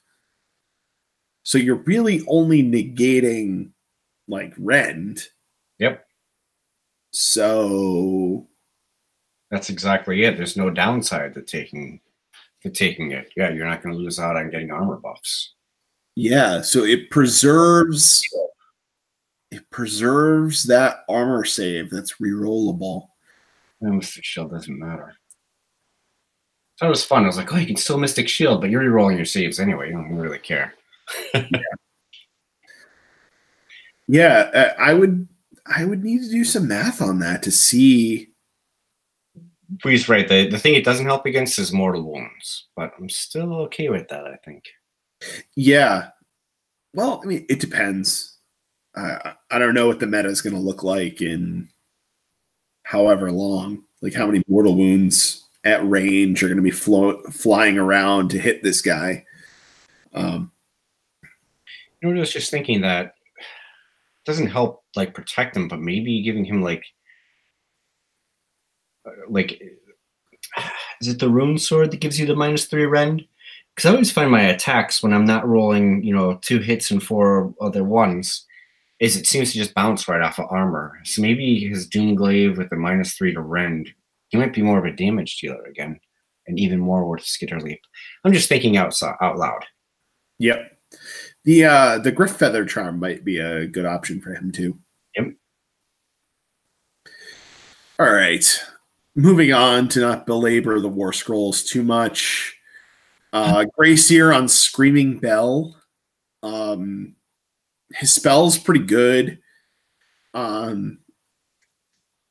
The Peel of Doom is very good. I love the Peel of Doom. I actually pulled off rolling a 12 2 or 3 times in one day of past games, and it was glorious, and I did not make friends that day. Yeah. Oh my god, I'm almost dead. Oh my god, have a deceiver. Yep. And he grants Battle Shock immunity, which is really, really good. And he's really tanky, super tanky. So you can park him on an objective with a bunch of clan rats and just sit there and sit there. 13 wounds on a 4-up, 5-up. That's pretty much default, always -1 to hit him. Yep. Like that's gonna stick around in melee or shooting. Very fun. Yeah. So that is very powerful. The regular Gray Seer, though, he can roll his casts on 3d6 and discard the lowest. Yeah, discard the lowest. Like, that's really good. And his spell Wither is outstanding. It D3 mortal wounds and -1 to hit in melee. And then if you add that to the Screaming Bell, if you happen to get what's the name of it there? Looking. Wall of Unholy Sound, which gives you an aura of -1 to hit. That could be fun. Yeah. Yeah. Could have stuff that's -3 to hit your Screaming Bell. And then and give your Screaming Bell the Griff Feather Charm. So now it's -4 to hit it. I did give it the Griff Feather Charm a little bit. It was fun. I don't make friends. It's just rude. Like, nothing is hitting on anything other than a 6 if you stack all that crap on it. It's incredible fun. Yeah. But I mean, the big thing that this Gray Seer on foot is really good for is he's a very powerful spellcaster. Mm-hmm. And even if he rolls that 13 and blows himself up, the spell goes off and can't be unbound. Yeah, I love that it can't be unbound. It's automatic, can't be unbound, and Thankful does that. Yeah, Thankful also does that, but he doesn't kill himself. He just does damage to himself.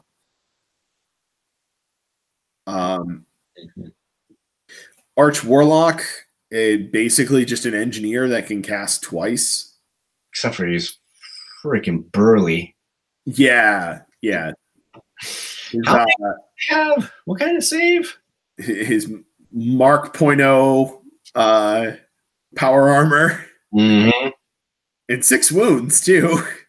Yeah, and as we noted here, the only, off the top of my head, I think the only wizards in this army that only cast 1 spell are the engineer. Everything else is double spells.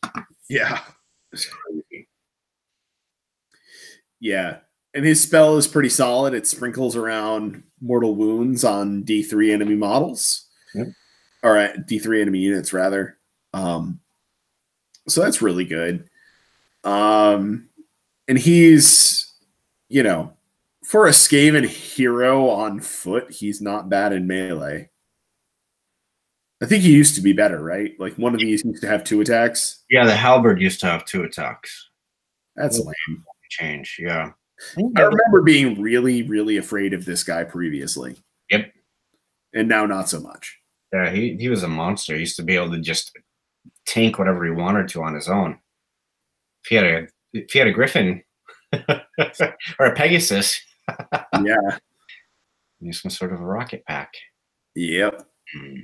All right. And then our Warlock and Engineer and Warlock Bombardier. These guys are exactly the same except for their weapons profile.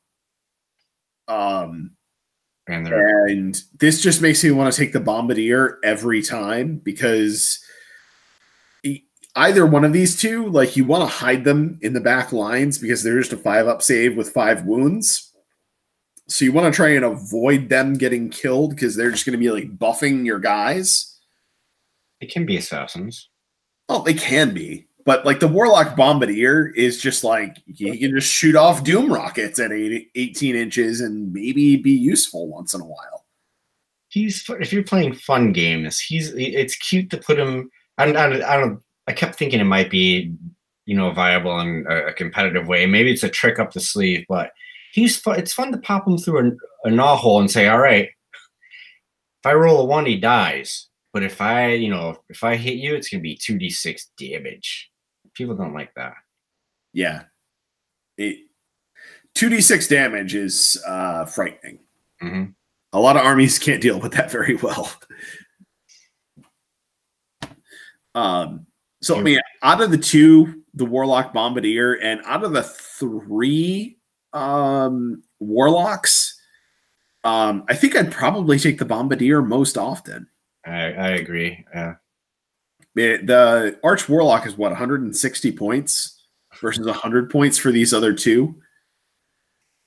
That's a lot of extra investment for one more spell cast. Yeah. When you already have a crap load of spells that you can cast every turn. That's exactly it. If you weren't already taking the Vermin Lord Warps here and the Deceiver and everything else, yeah, end up with a lot of casting. You get a magic phase. Yeah. Storm Fiends. I mean, I did a whole video on these guys. These are brutal in melee if you build them out for melee. And the Rattling Cannons are still pretty decent shooting options. Yeah, they only have range 12, which is really unfortunate. It'd be good if you can, but they're good for, with that Rattling Cannon, send him through a gnaw hole, and then he can just, light something up through a gnaw hole, and then you can charge. Hero sniping, yeah. Maybe you get close enough to a hero. I don't know. Yeah. I think conditionally the Rattling Cannons can be good.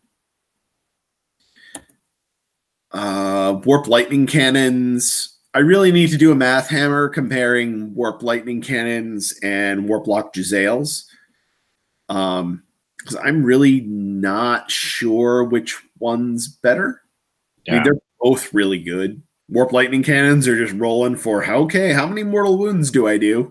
I love that part. And then you double them up to 12, and then you roll a 1, and then your opponent flips the table on you. Yeah. Yeah. I have been on the receiving end of a Warp Lightning Cannon rolling a 1 on its power level more than once, and that sucks. I have not gotten it when you more Warp Lightning it yet. Oh, God. Roll a 1. Have you pulled that off yet? I have, yeah. It's not nice. It's fun. Was there crying involved? No, I was already in trouble. I think it was against Sylvaneth, against a Tree Lord or something like that. I went to well, fuck Sylvaneth. They deserve to cry. Yep. Scryer Acolytes are the MVP, I think. These are just fantastic. 4-up, rend 2, D3 damage. That can run and shoot. That can run and shoot on an 8-inch shot. The 8 inches to shoot is really not good, but the run and shoot is what gets them there. Yep, exactly. Up to a 20-inch threat range is a really big deal. Or just put them behind a group of clan rats that are kind of strung out. That's how I play them. Yep. Yeah, and just toss your globes over the top. I played against Beast Claw. It's fun. I was hiding behind the lines, just nuking every big bads. Everyone he sent at me just got The acolytes did work on them. Yeah. It's fun. I mean, it's just Beast Claw though. They've worked against everything else I've thrown against them too. Yeah. And you're +1 to hit against units that have 10 or more models too. Like just to add insult to injury. You could reroll the hit with one more warp power, give them +1 to their damage, which is brutal. Yeah.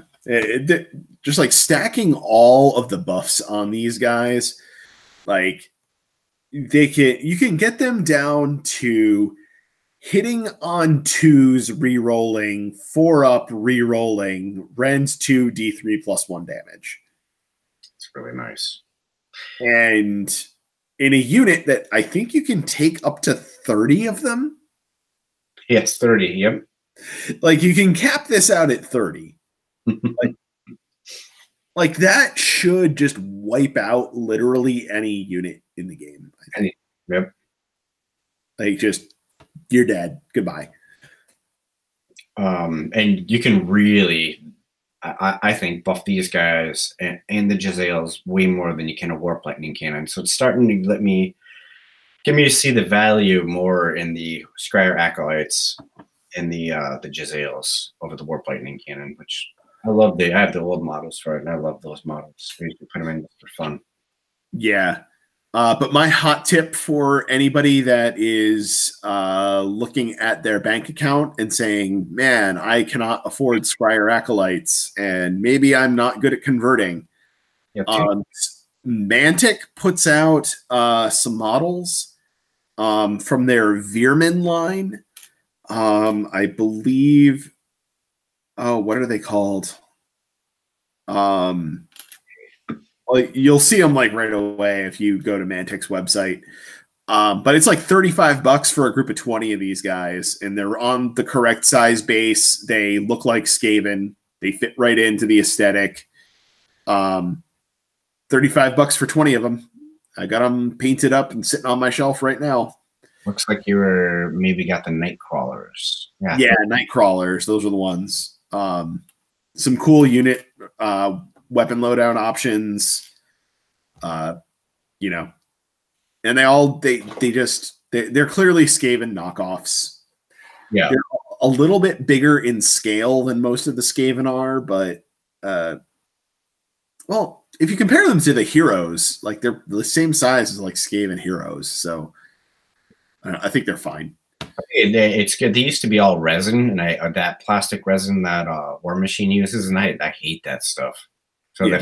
They switched over to regular plastic sprues is awesome. They have cool stuff on the page too that has let's see if I can send a link. I guess I can. Nice. Yeah, they have all sorts of neat like contraptions, like tunneling contraptions and something called a tangle. I'm not sure what that's supposed to be.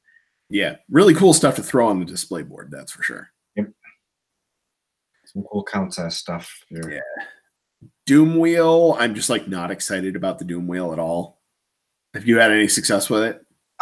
It's good at maybe blocking off paths. It's good at grabbing objectives. It's good at frustrating people, but it's not super killy.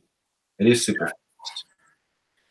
Have you had much luck like running stuff over with this yet? Not really. A little bit. Not really. I usually fail at it. Got it. Roll on it, right? Yeah. Jezzails, super good. 4-up re-rolling, 3 to wound, rend 2, 2 damage. Can use a Warpstone Spark to pump them to 3 damage. Yep. Unmodified hits of 6 are mortal wounds, so now you're dealing 3 mortal wounds. 2 mortal wounds. It's not mortal wounds equal to the damage characteristic. It's just 2 mortal wounds. Oh, so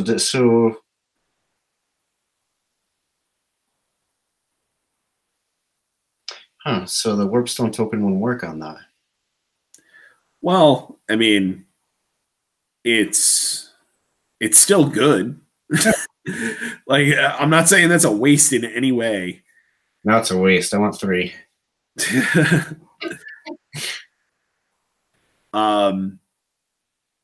Rattling guns, I think, are a solid like thing to have in your collection to slip in an army. Like, if you place your gnaw holes correctly, you can pop one of these guys through a gnaw hole, top of turn one, have them like all buffed up to the hilt, so they'd be like re-rolling their hits and wounds. You run the more warp lead, so they're doubling their attacks. So you're going to average 14 attacks on 4s and 4s, re-rolling rend 1, damage 2. That's going to get a lot of damage through. It's probably going to blow itself up in the process, but yeah, they're a little expensive. I wish you could take them in units of more than one, even if it was just 3. Yep. And there's no more save for being near clan rats, which would be nice because they used to have that a 4-up ward save when they're to like clan rats and stuff. Yeah. Yep. But still, I think having like one in your army could be super fun. Yeah, it's usually fun. I took out the same Sylvaneth player. There was a branch witch on a Balin Vortex that my rattling gun shot right off. And it was one of those looking through the rule books 38 times and what? I can't wait. Look at my army list. How can we? Yep. One of those shock and then into denial. Yep. It was fun. Yeah, I think this is like if you've got that spare 80 points in your list, you might want to throw a rattling gun in. Warp fire throwers. I'm just like not excited about these at all. Not anymore. I don't know. Yeah, I mean, I feel like their use is to run them behind your clan rats and guys like over your clan rat. Yep. But like that's what it feels like you're supposed to do with them. But I don't see them doing that much damage doing that. That's the problem. Doom Flare.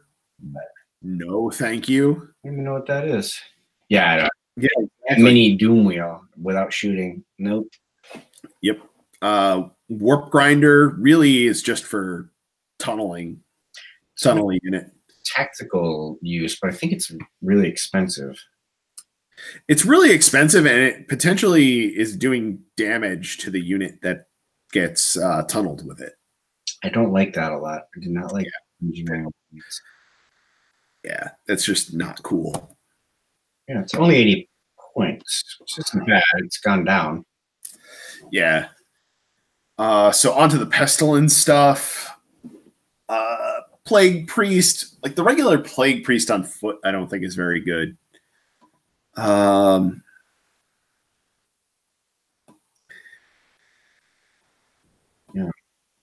Plague Claw Catapult, like I think Warp Lightning Cannons are just better.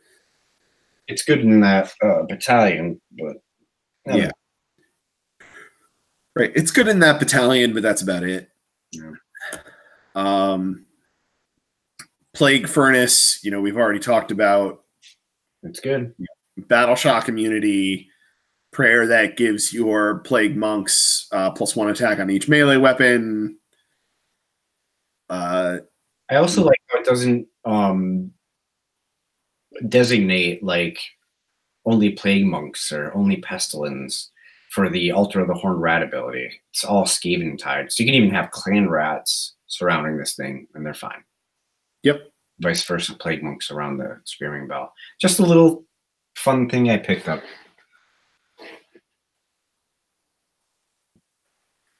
Yeah.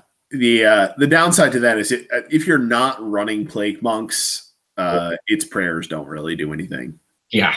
I'm just saying, like, if you were moving your clan rats across the board, maybe all your Plague Monks were dead, but you still had this Plague Furnace there, it could, like, they could crowd around it and be immune to Battle Shock. It's probably not going to happen a lot, but might be helpful.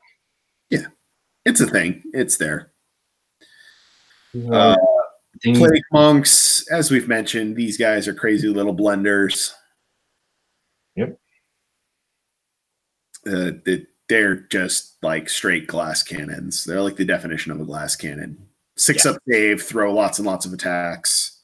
Lots and lots. Then they die. With like a buttload of special rules. Mm-hmm. Yeah.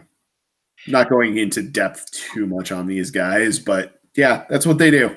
A lot of like paperwork to do with these. A lot of separating dice. So you got yeah. Plague sensor bearers. I feel like these guys are just a little bit more glass cannony versions of storm vermin. Yeah. Claw Lord, we've already discussed. He makes me happy. Yeah. Like he's solid. But I feel like I would not run him unless I was running that battalion. Yeah, that's pretty much what's happened to me. Yeah. He's fun if you take the battalion. Yep. He is much cheaper, we just said, but I think he was like 140 before. It was almost like, should I take him or should I take the Arch Warlock? Well, I'm going to take the Arch Warlock because he's a badass. Scritch Spike Claw and Spike Claw Swarm. Yeah, I think the fact that he's not going to be able to get a command trait makes this less exciting because he's otherwise pretty much the same as a regular old Claw Lord. Yeah, except for he gets to throw. Does he get to do that? He gets to bring back the Spike Claw Swarm guys. Who cares? There's only 4 of them. If you only lose 2, it's cool. And the specific 2, I don't know. Yeah.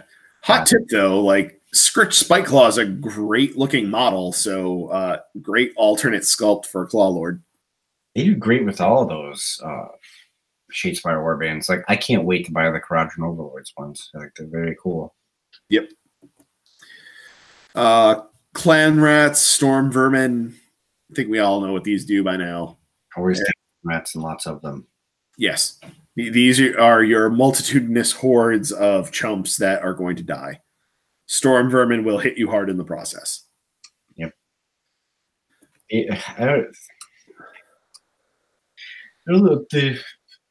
Storm Vermin are a little expensive still, I think. I love Storm Vermin. I have 40 of them painted. I like putting them on the table, but I feel like they get squished too fast. Yep. They murder when they get there. Pack Masters, just add 1 to hit for your Clan Mulder pack guys. Master Mulder, same thing, except he has the command ability, potentially bring back slain units. Hell Pit Abomination. This guy can hit pretty hard. He hits hard, he regenerates, so he doesn't take quite as much damage, and I think his damage table's all right too. I think it's 2. Yeah. His random movement hurts though. Oh, that's the worst part. That's the only thing that makes him not a must take, I think, in a lot of lists. Yeah. Yeah, it is an avalanche of flesh is crazy. Yeah. Rat Ogres I actually like. I have to try them. I haven't tried them yet. I mean, they're 100 points for 2. Throw in 4 attacks, 4 up, 3 up, rend 1/2 damage. And they throw, for every unmodified 6, they do 2 hits instead of 1. That's pretty good. Yeah. I mean, I feel like I want to experiment with them. I don't know how competitive really they actually are. I just happen to have the models, so why not try them out? Same here. Painted, ready to rock. Yeah. Rat Swarms. I don't see a situation where you ever take these. Giant Rats. Fairly similar deal. They're cheap. If we get into a situation where like you need like lots of chaff lines, these guys are very cheap chaff. Yeah, what are they? 60 points for 10, like the Clan Rats are. Yeah. Death Master, I wish you were better. Yeah. Poor dude at home every time. Yep. He can watch from the bench. Yep. And then gutter runners, night runners. Those have their uses. Yeah, they do. But I'd rather skitter leap across the board, I think, most times. Yeah, and just like looking at like their Eshin throwing stars, like, do you really want that, or would you rather just have Scryer Acolytes? Right. If they had more attacks, I don't know, I'd think about it. Hitting on 4s, hitting on 5s is pretty terrible. Even if you get rerolls to wound, I don't know. Does not do it for me. Yeah. All right. Where did we go? Here we go. Into the endless spells. The Bell o' Doom. I pass because I usually take the Screaming Bell. Yeah. I mean, it's only 40 points, though, and it has a 13-inch bubble of immune to battle shock. And it damages your own army with mortal wounds. Well, potentially, yes. But, so it's an interesting one. It is. I pass on it, though. The important page is not loading. There you go. What? Do you see it on your screen? No, I can't see it. You can see it, though? No, I see just I'm watching the last Game of Thrones episode right now. Oh. Glad to see your head's in the game here. No, I meant like the screen's all black. You can't see anything. That was number one. So, and then this is just pitch battle profiles. What's next? Spike gets. Okay. So let's exit out of this, and I will stop sharing.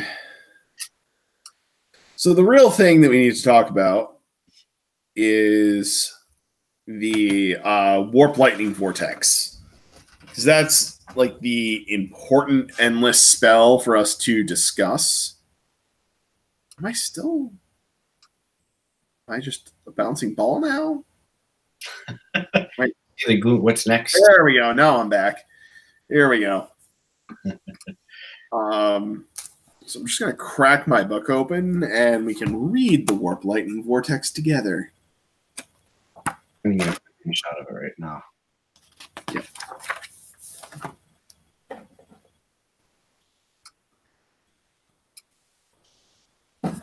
So this is probably the single most important war scroll in like this whole army.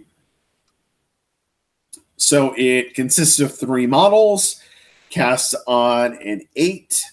You place the first one wholly within 26 inches of the caster. I'd just like to remind everybody just how far of a distance 26 inches is.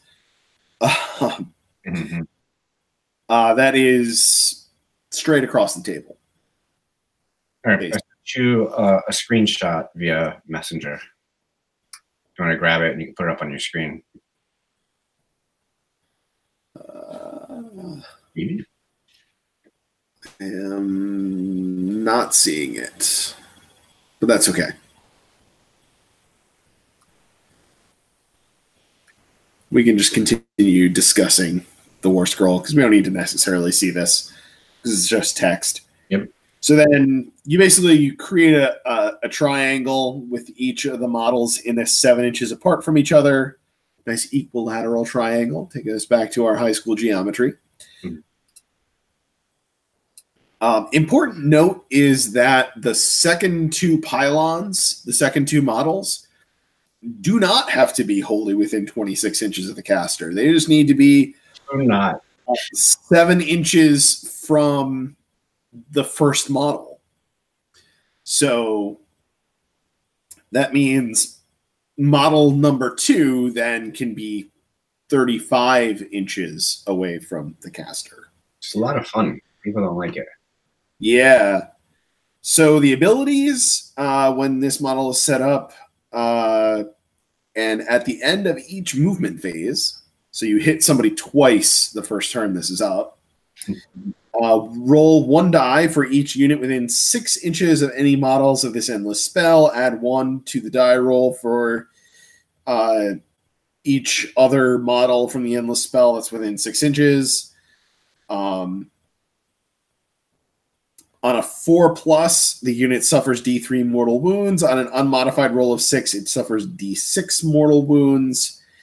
And units cannot fly or make a normal move that starts within 6 inches. Units cannot fly when run or fly. I'm sorry. I can read it. I swear.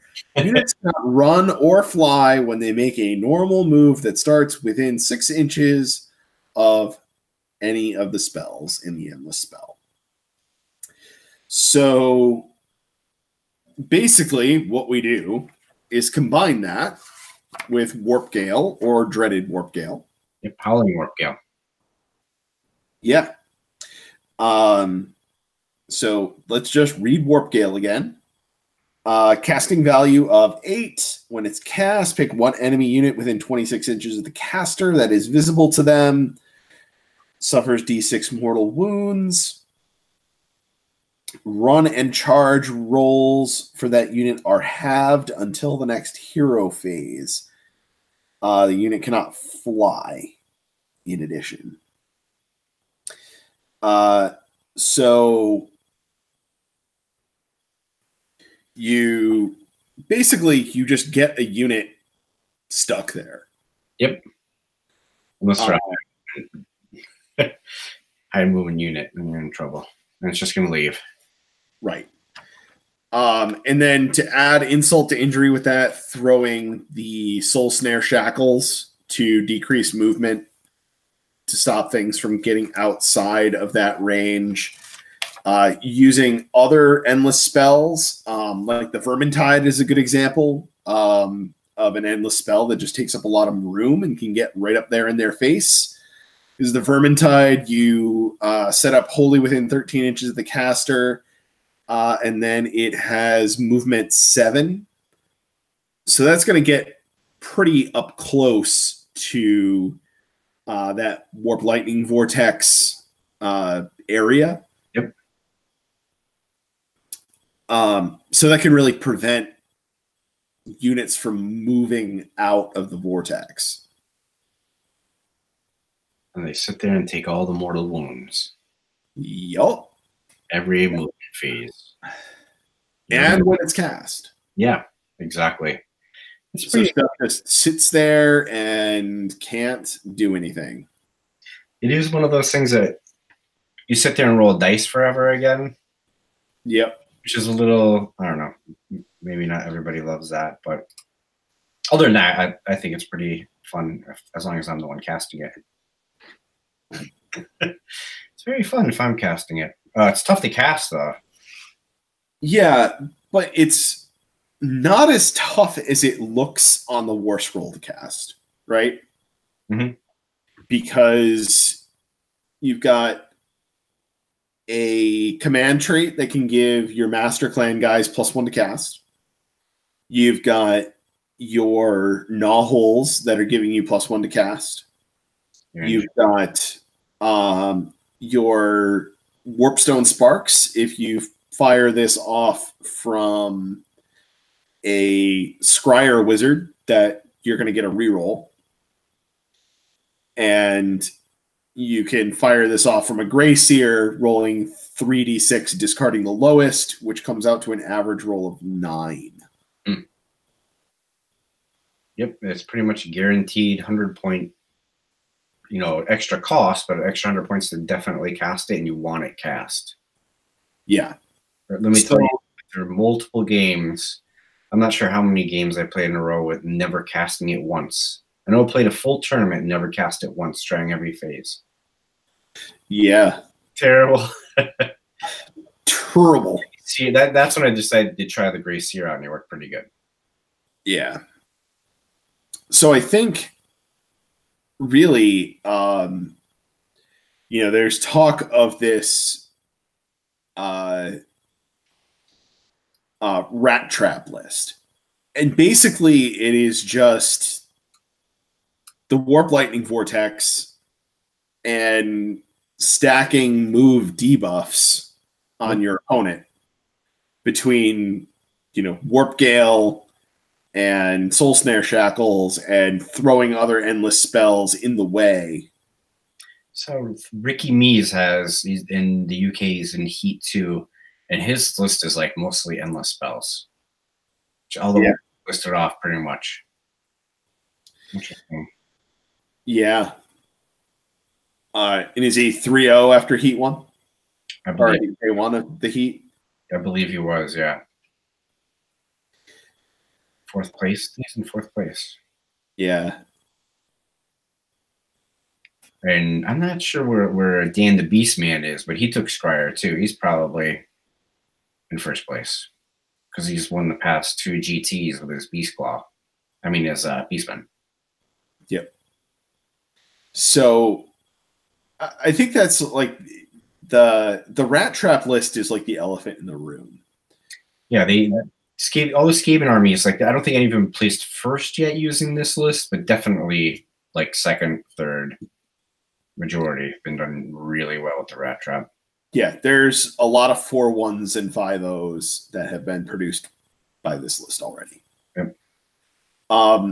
And the dumb thing to note is that it's not even really a list; it's a combo that is very inexpensive that can just go in an otherwise balanced Skaven list. Yep. So, like, what do? You run a Vermin Lord Warp Seer. Yep. A Warp Lightning Vortex. Yep. Maybe Soul Snare Shackles. Maybe Vermin Tide. But with the first 2, you're done. You're pretty much good. Yeah. And, with stuff that you're basically going to run anyway, you make the Warp Lightning Vortex more reliable to cast. You get that off.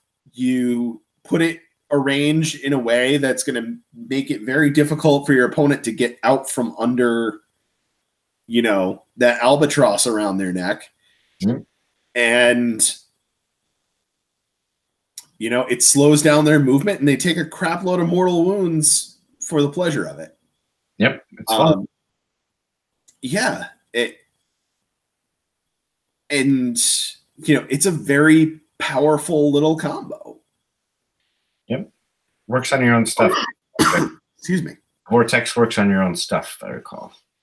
Yeah, so you don't want your own guys nearby. Yeah, so I think we're playing Blood and Glory or something like that, and I was going to pop over onto the 4-point objective and then decide a bit better of it. Yeah. Vortex was over there. Yeah, so you have to be careful where you put the Warp Lightning Vortex. Yep. So, like, ultimately, what does a Skaven list really start looking like? I think most of them start with Warp Lightning Vortex, Vermin Lord Warp Seer. Yep. 2 to 3 units of Clan Rats. Yep, probably 3. Yeah.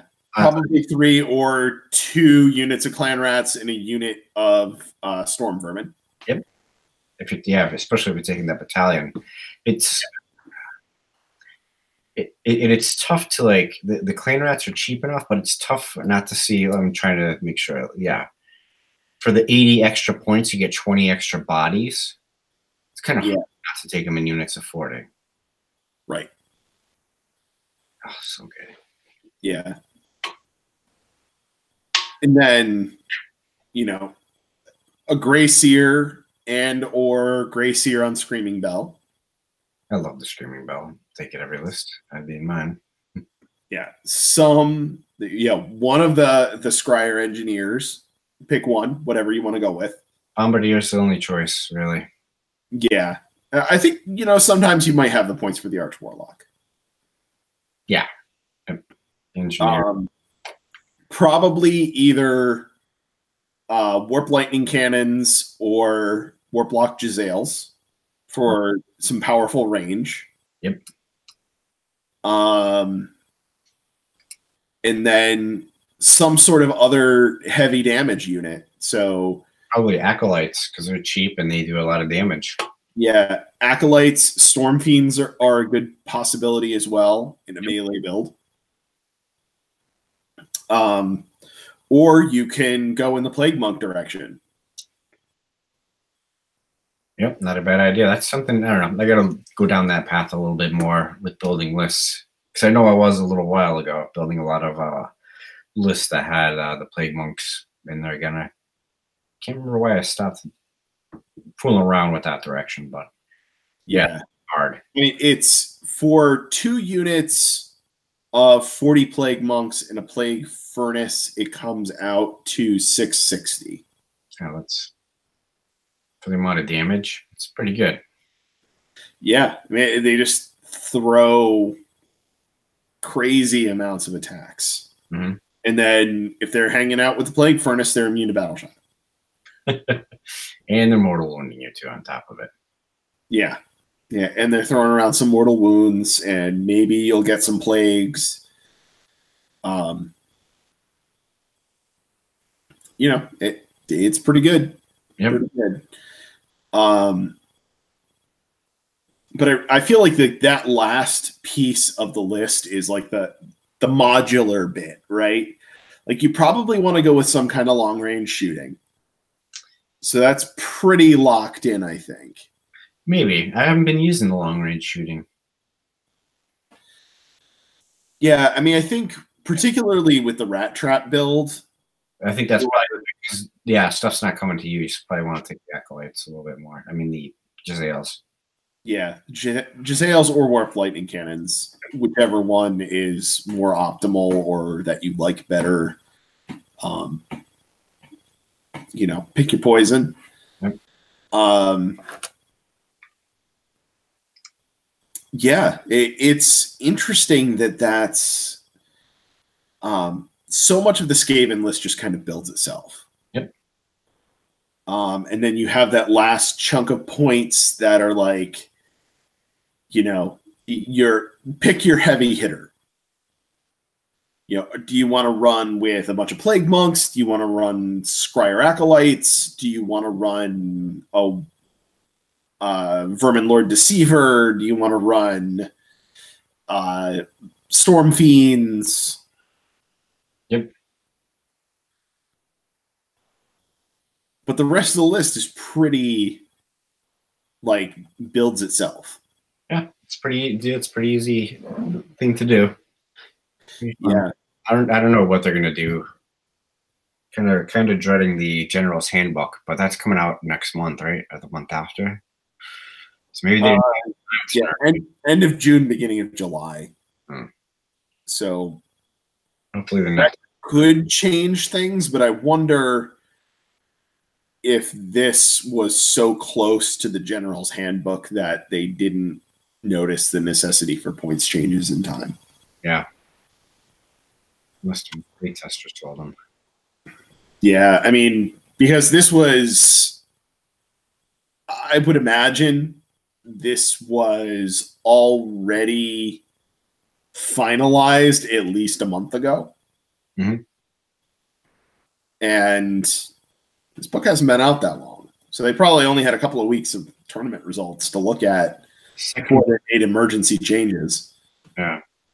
Oh, yeah, it came out in the second week of February. Yeah. 14th, maybe? Valentine's Day. It might have been Valentine's, the day after. Yeah. No, it's Valentine's Day. Yeah, it was the day after. I think it was the 15th. Someone on vacation. That would have been on Monday. Hmm. So no, maybe it was like the 13th or the 12th. I don't remember now. Anyway, like their window to catch stuff after it hit the metagame was pretty small. Yeah, it was the 16th. And there was a little bit of a delay in the Skaven book in particular hitting the metagame. Just because if you didn't have a Skaven army already, that's a lot of crap to paint. Mm-hmm. And a lot of people did already have it because it's this classic army. Yeah, I mean, it's a really popular army, so some people, a lot of diehard Skaven fans had it waiting in the wings. But even like with that said, like if you're a diehard Skaven fan, that doesn't necessarily mean you're a good player at the same time. Yep. So, you know, to to put up the intimidating tournament results that we're getting now. People have had enough time to actually paint their armies and get them on the table and get to a GT with them. I think just my general opinion is we're going to see SKAVEN just keep increasing in their tournament results for the foreseeable future. Yeah. It's just, unless there's a big points change. Yeah, I'm not sure how much I like that, because I'll show up at the boys and be 30 other SKAVEN players there, maybe more. Well, that's so I think, though, we need to look at what happened with like Daughters of Cain as a good example, because Daughters of Cain is a similarly horde-oriented army in its like tournament winning builds. Yep. And I think that was a major deterrent from people actually putting it on the table. Like Daughters of Cain has been consistently around like 5% of the GT meta. Yeah. And too much to paint. Like, yeah. And I think it just comes down to people didn't want to paint that many models. And SKAVEN has even more models than that. That's true. You have to have a certain personality type. I love painting clan rats and night goblins and orcs. I can just sit there and paint them forever. Yeah. Meanwhile, I have felt like I have been punishing myself, and I am very glad that I have my last 20 clan rats sitting on my table right now that just need some red highlights, and then the banner done, and the unit's done, and my clan rats are done, and I can start throwing these guys on the table, and I never have to worry about this shit again. I can just focus on painting fun things. Yep. Well, actually, I haven't done my monks yet. Yeah. That may make me sad. Don't think it'll be easy to do? I mean, the scheme that I'm thinking, they're probably going to be pretty easy. Because they're basically like 90% of the model is covered in robes. Yeah. Yep. And the scheme I'm going with is just going to be like yellow on the robe, sepia wash, brighter yellow highlights, done. Because they're mainly going with my Nurgle army. Yep. Yeah, they'll blend right in. Yeah. So, yeah, I don't know. So, what is there anything else unusual that you're thinking, looking at this book, that you're picking out and saying, you know, what's actually going to make this thing competitive? What hidden stuff might there be? I think I talked a little bit about it. I think that, do you mean just War Scrolls or in general? Because I can think of, like, I'd love to see the Rattling guns, like, be able to take in units. That would make them auto takes almost, I think. Yeah. But just like, you know, what's in the army like right now? Anything else that you're thinking? Any unusual choices you're thinking? Any hidden gems? Nothing yet. Just besides what I mentioned, I think there might be some gas in a Mulder list, but I don't know yet. I have to look. I have to look a little further and try to test it out a little bit. But there's nothing really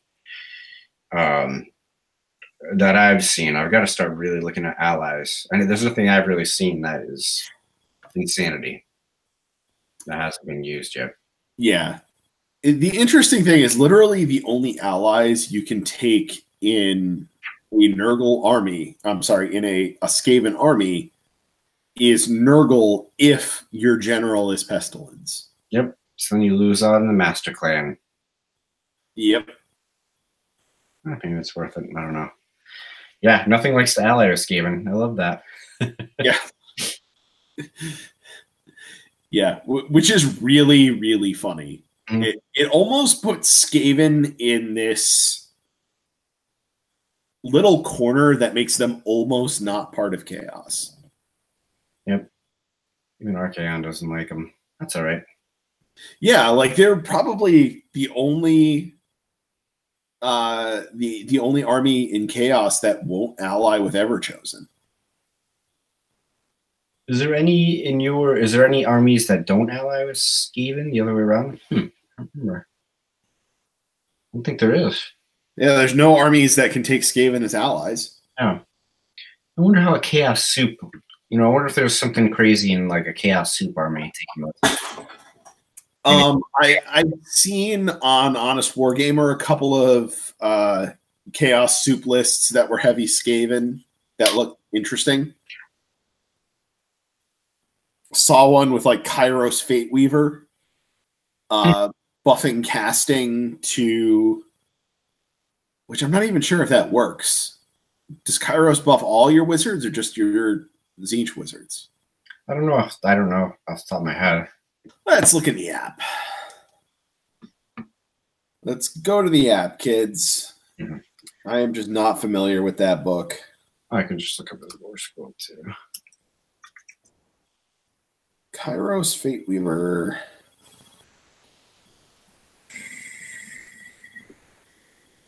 What's he do? He used to be so popular or forgotten. Yeah.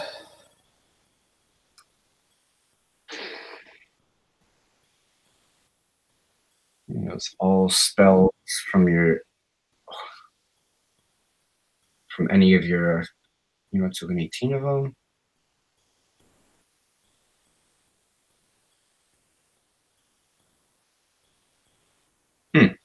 I bet you there is something with just taking the Chaos Legions that might be fun.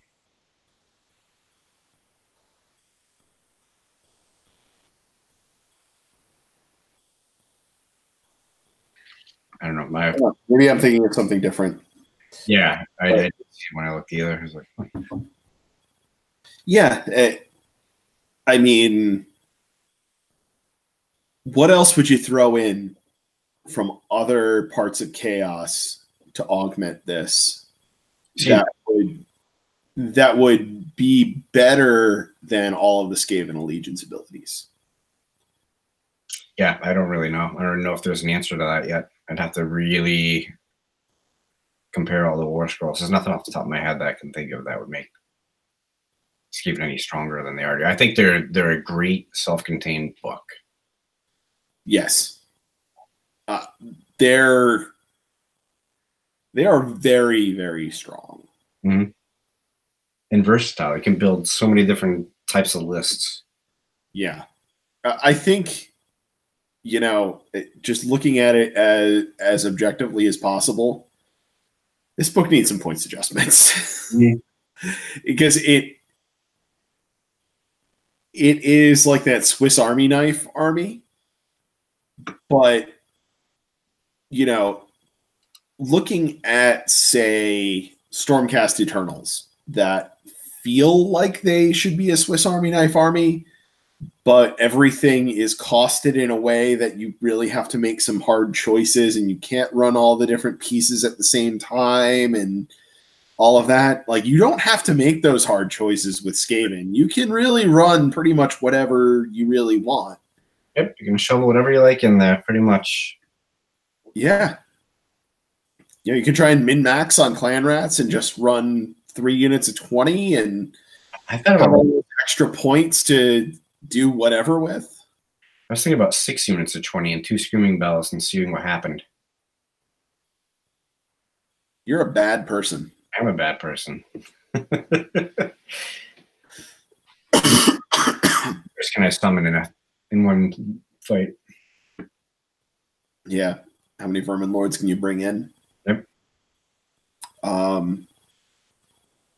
Yeah, but like legitimately, I think running 2 Screaming Bells is not a wrong choice. It is not at all.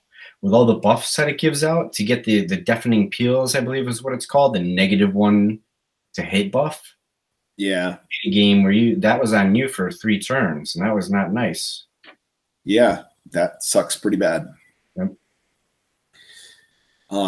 But even then, like, there's still like a real choice to be made between Do you run the Screaming Bell and get those random buffs, or do you just run a regular Gray Seer that has such buffed casting?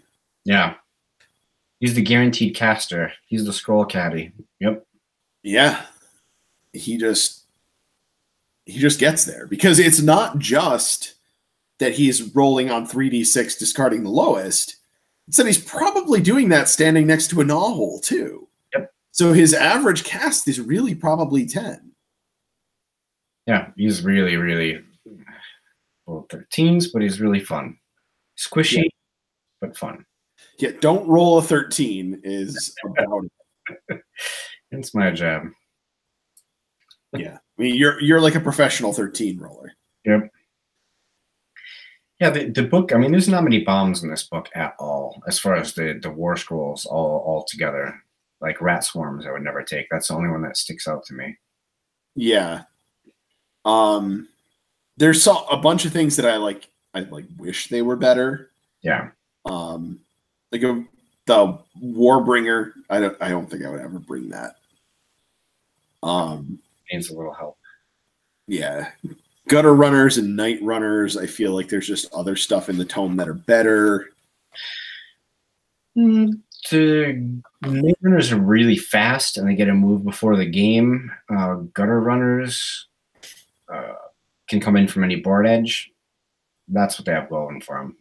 And they're cheap. Yep. I don't know. Pack Masters seem to kind of suck. Yeah. I don't know. Just taking a quick thumb through the book. Like, what stuff in here am I never going to run? I don't see myself ever running Plague Sensor Bearers. I would run, like I said, anything but rat swarms, I think. Rat swarms I would never. What about a Doom Flare? You ever going to run a Doom Flare? Not many times. Maybe once or twice. Maybe if I have to take it as part of a Italian. God, that thing's awful. Yeah, it's really bad. It's really, really bad. Warp Grinders also pretty not good. Remember when they were good? Yeah, they were really good. Yeah, they're 80 points, which is, I mean, the points went down. You're not relying on them to kill anything. Just want them to get you somewhere. But I don't know. I don't like the whole rolling thing. And they might come up and they might not. You don't get to choose one. Yeah. Back in my day. Yeah. So realistically speaking, let's just make the assumption that Games Workshop realizes that they mispointed things in this book. What do you think the points shake out looking like after the next General's Handbook? Vermin Lord Warp Seer is going to go up for sure. I would say he has to go to at least 300. Yeah. Storm Vermin might come down, or that could just be me being helpful. I like to see Rattling Guns come down. Yeah, I think Rattling Guns should probably be 60. I actually think the Warp Lightning Cannons are like really well pointed. I feel like they could maybe get notched down to 160. Because I think people are going to be leaning more on Jezzail's. Yeah. And if they were brought down a little bit, they would be a little bit easier of a choice between, or a more of an actual choice between them and Jezzail's. I agree with that. I don't see any of the Vermin Lords going down in points at all. I could see the Warbringer going down to 240. Yeah, sorry, I meant up in points. Yeah. Like the Warp Seer should go up. The Warbringer should probably go down. The Vermin King is currently 300, and I think that's too much. Way too much. Way too much. And how many points is Thankwolf? A lot. 400? Let me see.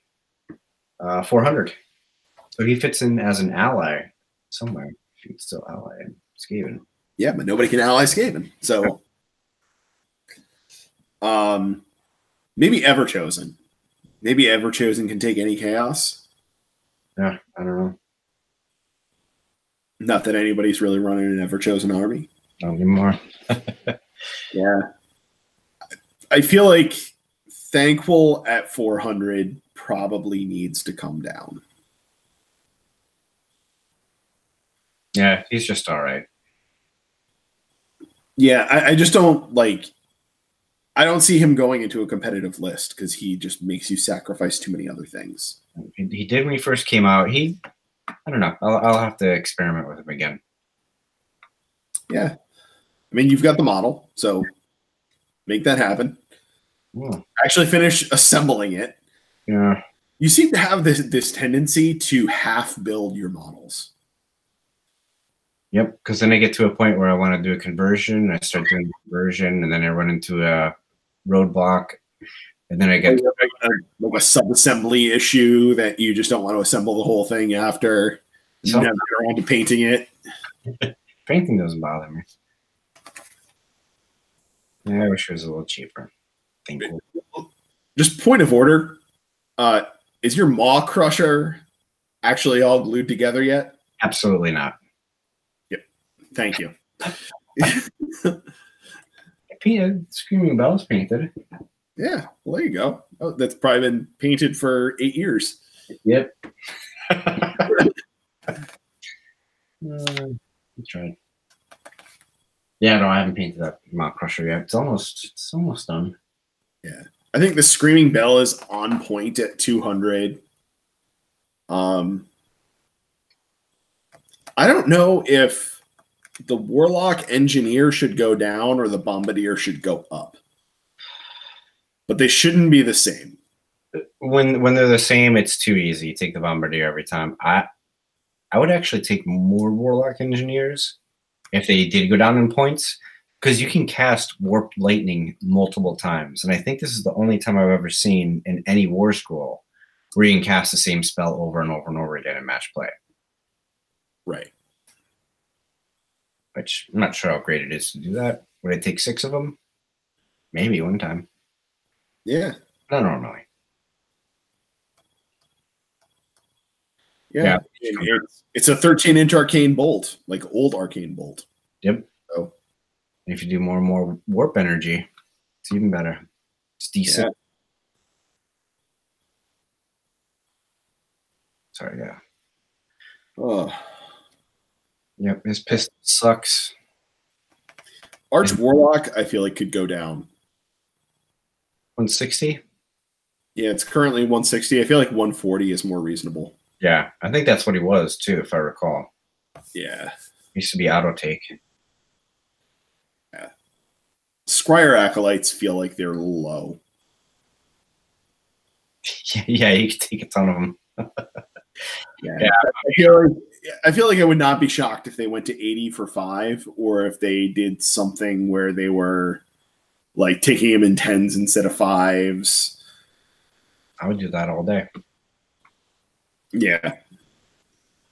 Yeah, having them in units of 5 and them being that cheap is super buffable.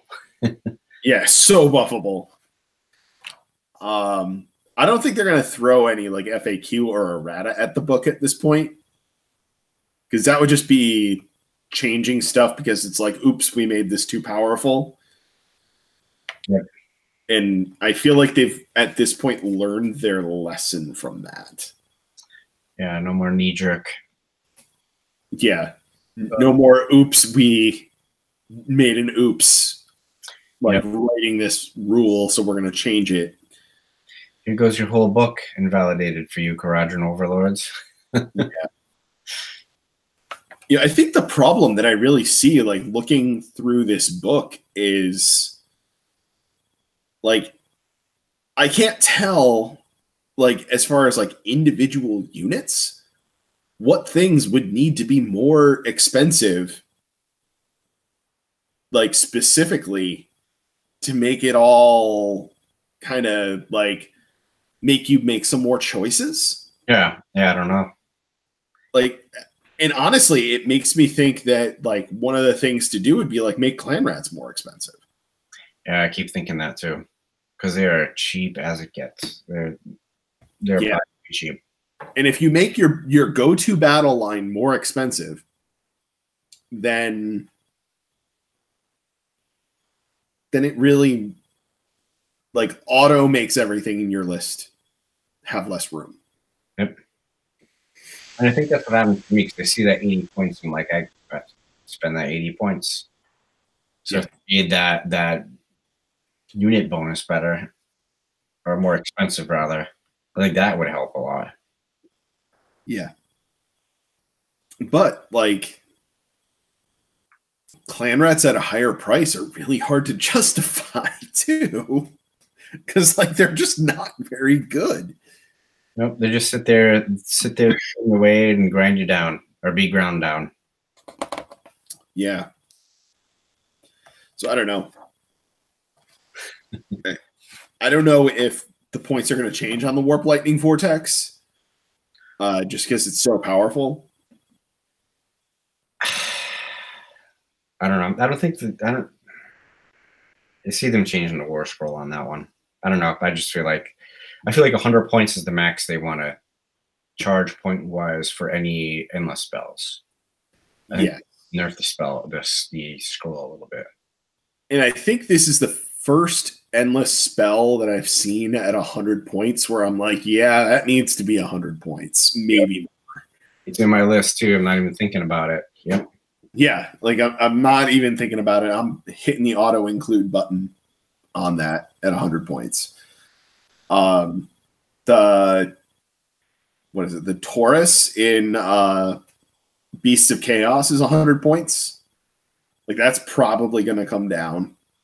Yeah, that's cool. Although I think in the current metagame, like that's suddenly seeming more viable because it makes units always strike last. Ooh, I haven't seen anybody use those yet. That's pretty good.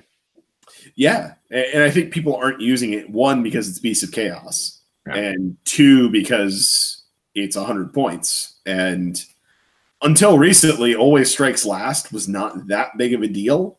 But now, like with so many Always Strikes First things, like taking that away from somebody is a big deal. Yep. And then the Stormcast Comet is 100 points. That one deals a decent amount of mortal wounds. I'm not sure. Yeah. Not. I'm not sure it's 100 points worth of damage that it does. I don't think so. Especially because there's a lot of situations where you drop that and it just goes in the wrong place and it affects stuff for one turn and then never again. Yep.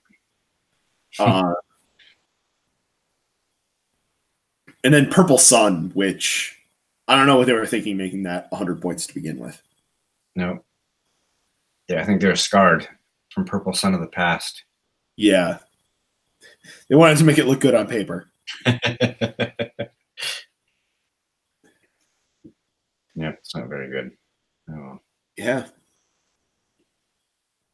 So I think the conclusion for me is really like, it's not terribly hard to write a competitive Skaven list. And it's like the last maybe like 500 points or so of the army. That is where like your own personal flair kind of goes into it.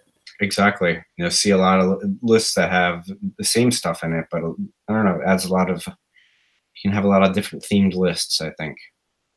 That do kind of the same work. Yeah. Yeah. It's going to be fun. I'm really surprised at how fast I've painted up my Skaven.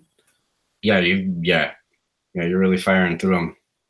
Yeah, I mean, I've got 80 clan rats, 20 storm vermin, 20 acolytes, 2 vermin lords, a screaming bell, a warp lightning cannon, a whole bunch of heroes, all the endless spells, all those done already. That's like a list in itself. Yeah, you're ready to rock. Ready to hit the table. Yeah. I just need Jezzails in the Warp Seer, really. Yeah, I mean, I'm not gonna buy Jezzails. I just turn my Storm Vermin into Jezzails because I have an extra box. Just have too much stuff sometimes. And Yeah. I found a bunch of Admech bits at our LGS. I just started converting them up into Jezzails, so we'll see what happens. Using the Ranger weapons. Is it Ranger weapons? I don't know. Yeah. There's my little mock-up. Just a mock-up. Seems legit. Yep. It's not the right base, but whatever. We have a lot of conversions to do. I've ordered a bunch of stuff for display board to build. Got to finish projects. Actually, keep getting back to my other ones. Army ADD. Oh. So what builds have you had the most success with so far? I've been doing good with my most recent one. Let me look it up here. My first few games were just awful. Did not do well. Here's me. Let's see here. Nope, that's not it. That is it. So the last list I did really well with was 2,000 points of SKAVEN from Shaish. I used Verminlord Warp Seer, General, Master of Magic, Ethereal Amulet, Grey Seer and a Screaming Bell with Skitter Leap, Warlock Bombardier with Murmur Warp Power, Verminlord Deceiver. 40 Clan Rats, 40 Clan Rats, 40 Clan Rats, 15 Acolytes, 3 Storm Fiends, which haven't hit the table yet, and the Warp Lightning Vortex. Vortex, now that I've been actually casting it, has been awesome. Because usually I've been failing to cast it a lot, which was frustrating because I really wanted to see how it worked. I just had problems. Yeah, and then the one time that you cast it against me, you threw it against Puskoil Blight Lords. And they just moved. They're like, oh, see ya. They were like, okay, peace. Like, I think Puskoil Blight Lords. There were Puskoils that were next to a Great Unclean one with a bell, so they just like walked out. Yeah, I think I tried casting Howling Warp Gale on him afterwards and failed it. That happened, but I don't really remember. But yeah, that list has been doing really well. I just pushed the bell and the Clan Rats up, and they just sit where I want them on objectives, and they just sit there and never die. Or never battle shock. Warp Lightning Vortex keeps things where I want them. Does lots of mortal wounds. The Acolytes just run up to a unit and throw stuff at them. They die and then melt. Warp Seer is awesome for sitting on an objective and not dying at all. And casting spells. Bombardier is fun just to run around and shoot stuff. Good with the Acolytes too, to buff them up. Yeah. But yeah, that's basically been my life is cheap. If one unit dies, I have something else that'll do its job. So it's fun to throw stuff at people and watch them like it. Yeah. You know what's interesting is just like kind of thumbing through this book. There are not a lot of command abilities. Like all of your Vermin Lords have one. A lot of them are not particularly good that are on your Vermin Lords. Yep. Then like Master Mulder has one that only affects Mulder stuff. Your Claw Lord has one. Only affects your Clan Rats and Storm Vermin. Yeah. Specified uses. Yeah, it's interesting. Like it's this weird army that can potentially farm a lot of command points, but doesn't have a lot of really good things to spend them on. I find myself always having a surplus of command points because of all the allegiance abilities do a lot of what you'd want. Right. And a lot of the tricks just happen. You don't need the command abilities, command points. So yeah, you end up amassing a lot of them. Unless they're gnashing on their bones in the battalion, the Claw Horde. Then you see them. Right. Which I think that's a very solid option. Mm-hmm. Start working it back in. Yeah. So any closing thoughts you have before we throw this one in the books? It's a great army book. You can make lots of competitive lists, do lots of competitive tricks, or you can just play and have fun. It's a super versatile book. I love it. Yeah. You can do anything you want with it, even if you're playing with your friends for fun, which I think a lot of us do, or you go into a GT. It can do it all. Yep. It's a lot of fun. It's definitely, if you line up with a Johnny on the psychographic profiles, this is a book for you. There are so many cool combinations of things in here.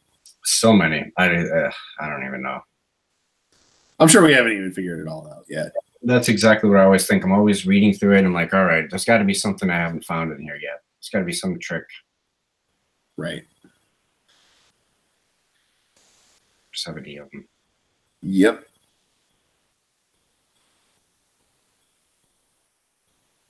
All right. Well, I think that's about it for now.